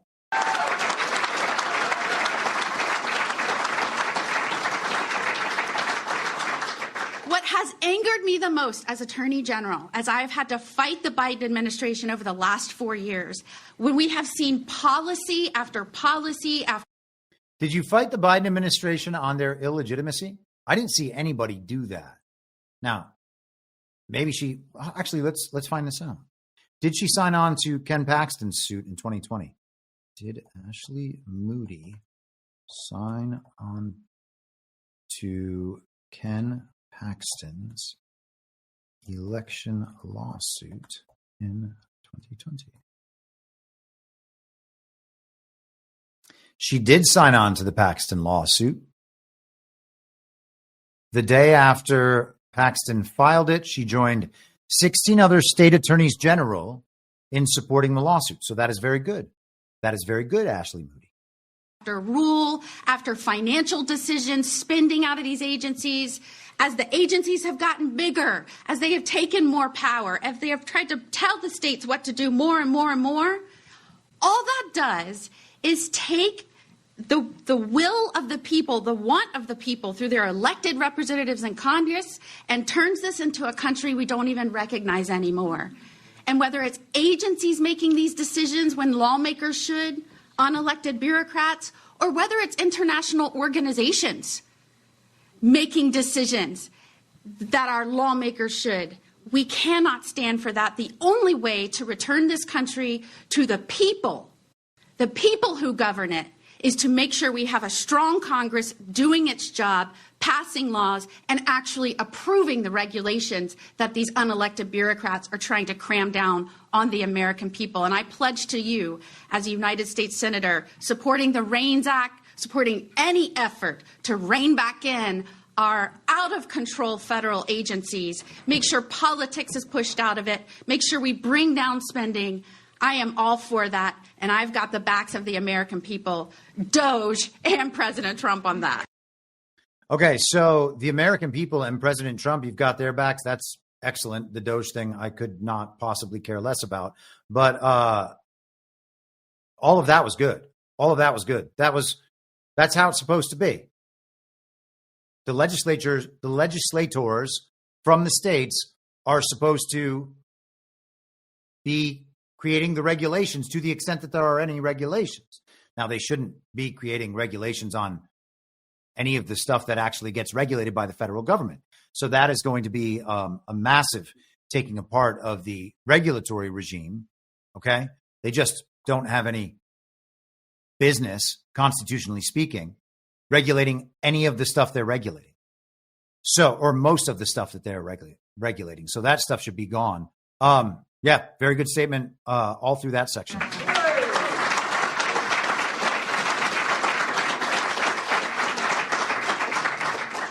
I am driven by many things in life. I will bring the influence of many things in my life, my experiences certainly, but I am driven by my faith in God, first and foremost. I am driven by the fact that I am a mother and I still have a kid in school.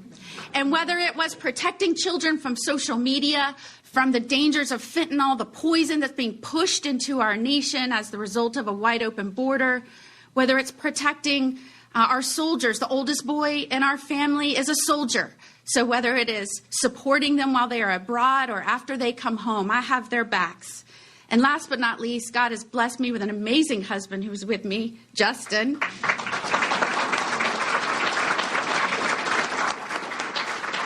when I told him I wanted to leave the bench. Now, mind you, I may be the first senator governor. I don't know if this went into your plan. He was most excited I'm a trained accountant, so I can shrink the bloat of the federal government. But I also served over a decade in the judiciary. I have now served in the... Okay, so that's as long as that clip is. She was saying the right things, so that sounds good. I have never deep dived on Ashley Moody, here and there.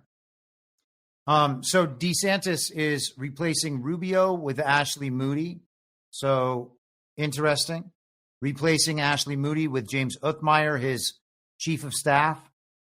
Interesting. I don't know what to make of any of that. I mean, the guy is thoroughly untrustworthy, Ron DeSantis is.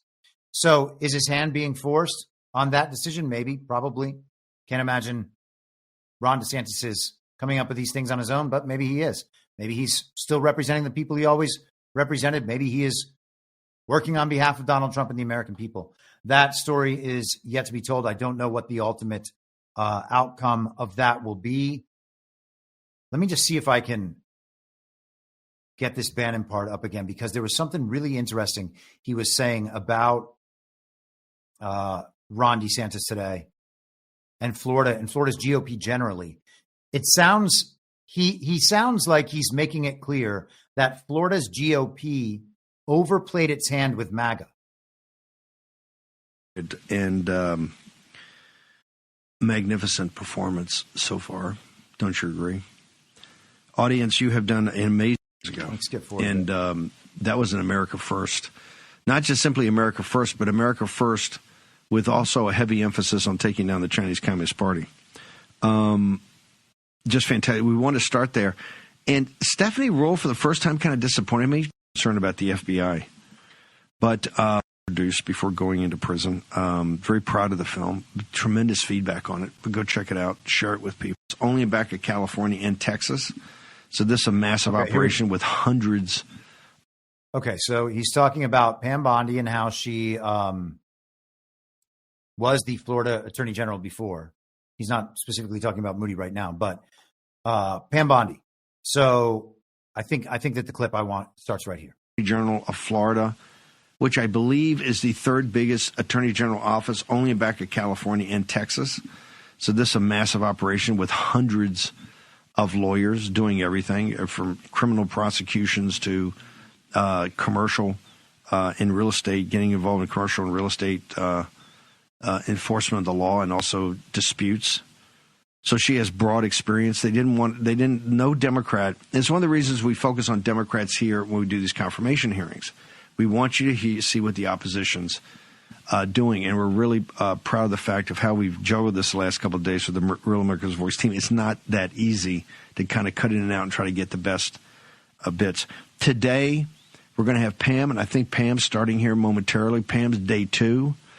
Think how tough it is for her to be Attorney General, which I would argue is the most important, is the first among equals of cabinet positions, because it's involved in everything. The job of the Attorney General, I don't know how they get to breathe.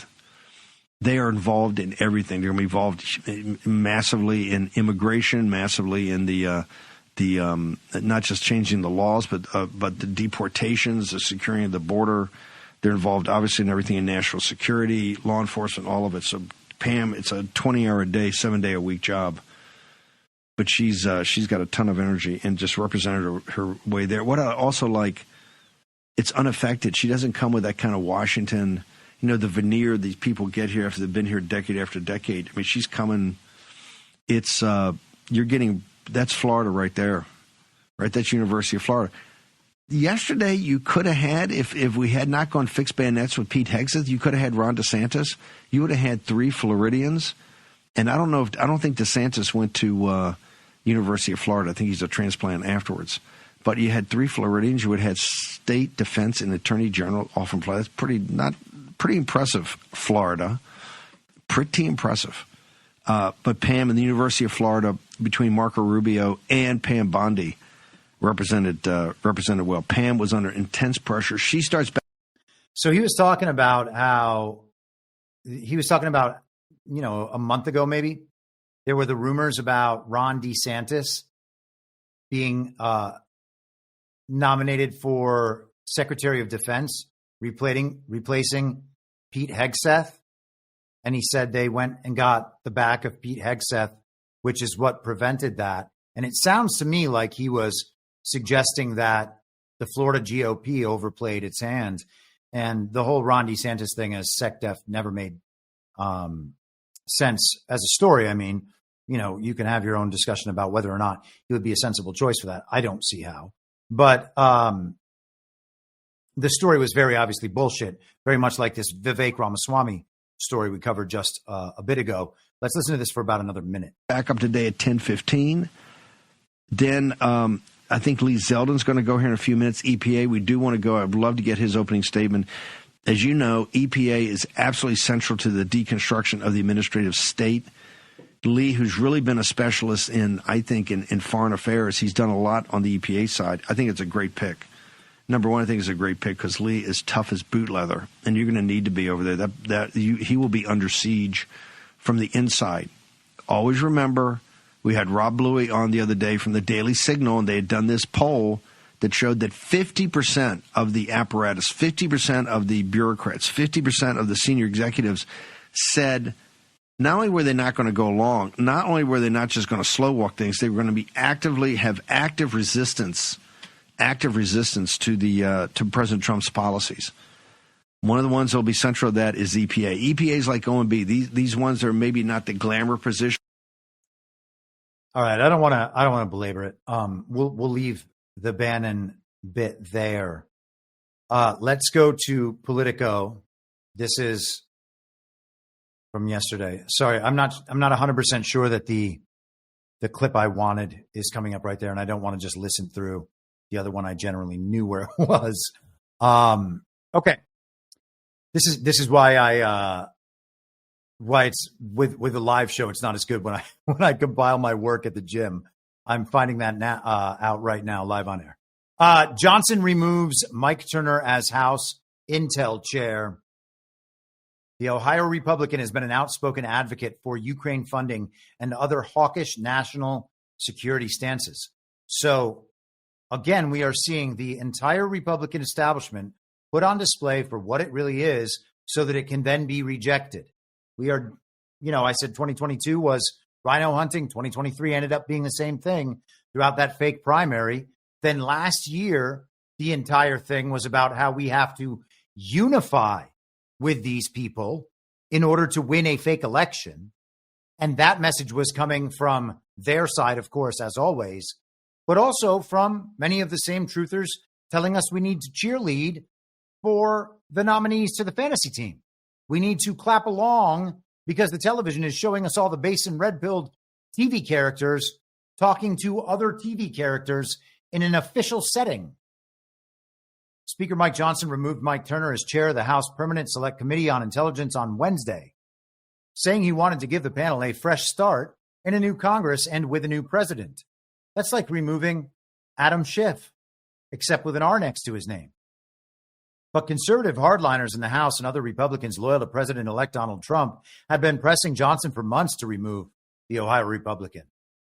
And Johnson cited Trump as a reason for the ouster when the speaker met with Turner Wednesday night, according to a person familiar with the conversation, who was granted anonymity to describe it.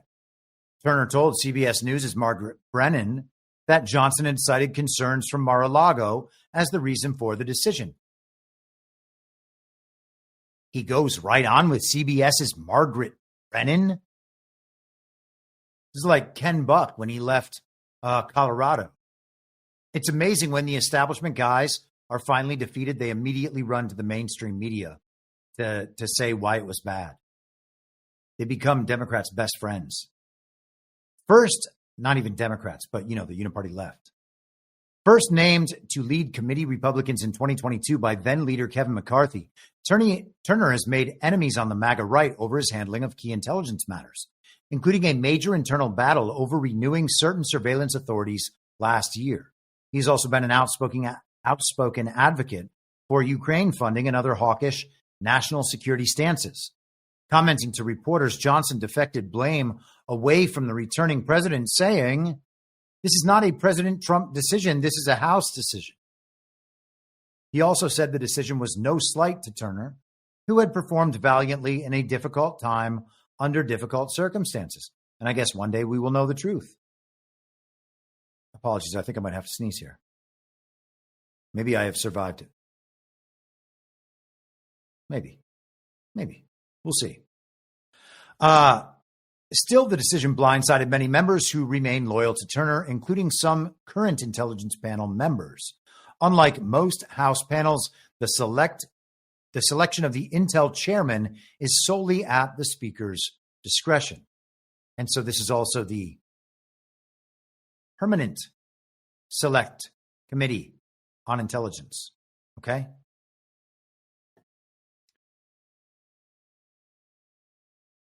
Connecticut Representative Jim Himes, the top Democrat on the intelligence panel, spoke to reporters shortly after the news broke. He had maintained a cordial relationship with Turner, who had pledged to undertake a bipartisan reset on the panel when ascending to the top Republican spot in 2022. His predecessor, Devin Nunes, was a fierce Trump loyalist who had continually clashed with then-chair Adam Schiff.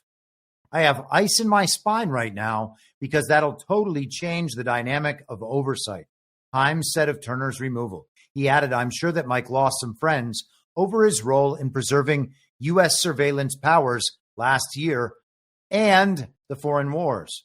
Johnson said he intends to name a new chair Thursday. He named 2 Trump loyalists to the committee last year, Scott Perry and Ronnie Jackson, and could elevate one to lead it. The panel also has several Republican vacancies Johnson can fill.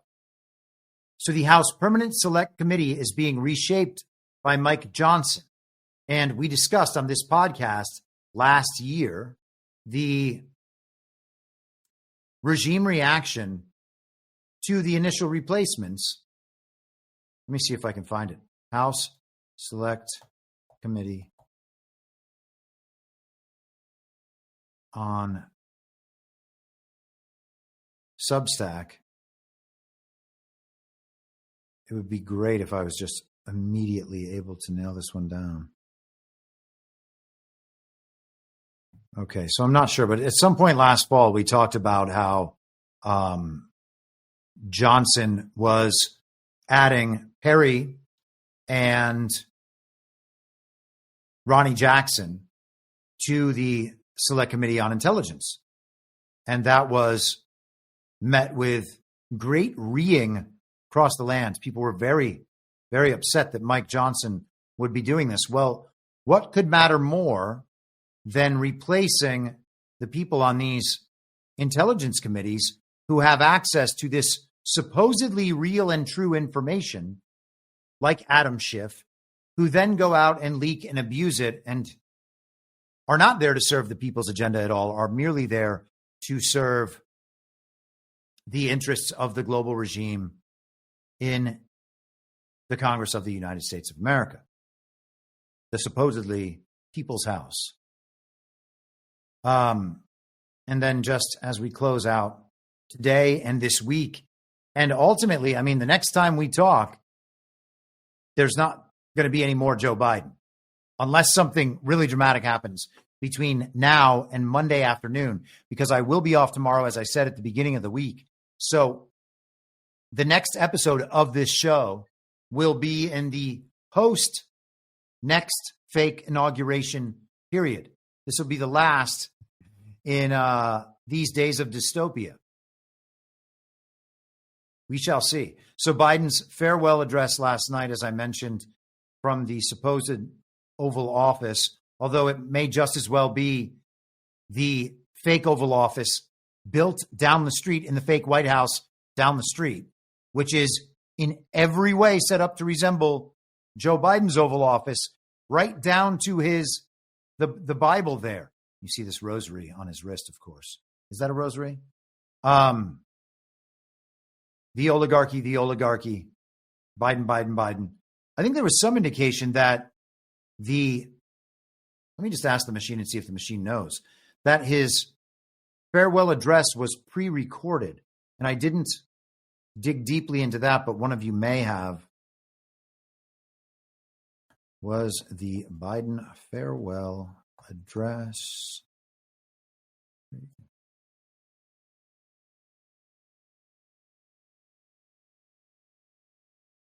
It's a topic of speculation. While there were claims circulating on social media suggesting that the address was not live, the official narrative indicates that it was indeed delivered in real time from the Oval Office with family members present during the speech. What is the case to be made that it was pre-recorded? So the machine knows that it might have been pre-recorded.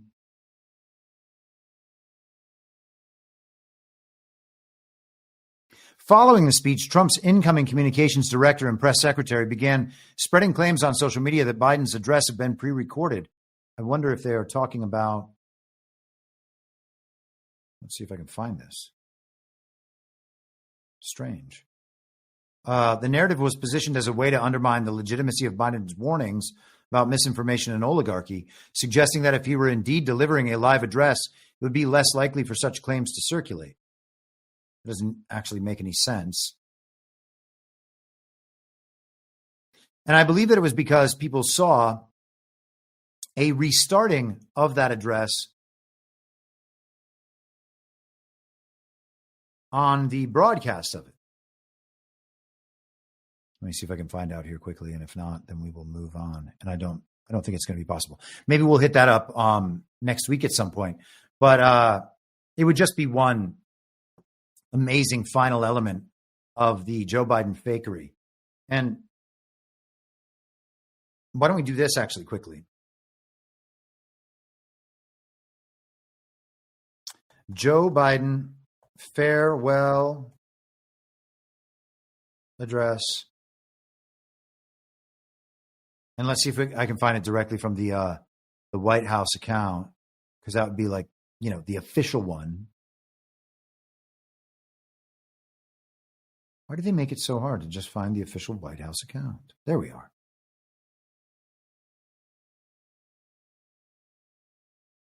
So,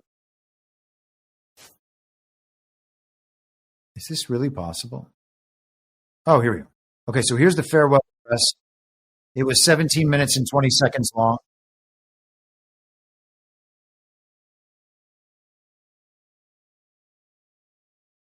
Nonstop negotiation by administration, by my administration. A ceasefire and a hostage deal has been reached by Israel and Hamas, the elements of which I laid out in great detail in May this year. This plan was developed and negotiated by my team and will be largely implemented by the incoming administration. All right, so we don't need to go through that. I don't want to spread conspiracy theories here or anything, but this is the official White House account, supposedly. Pretending that this is the official president right here. 558 views. It was only put up today. It was put up an hour ago, a couple hours ago, I think it said. What did it say? Rather amazing. So this is not from a live broadcast last night. They uploaded this video today, and I'm not sure if the video that shows what people purported to have seen is available. Maybe. Okay. That's what it was.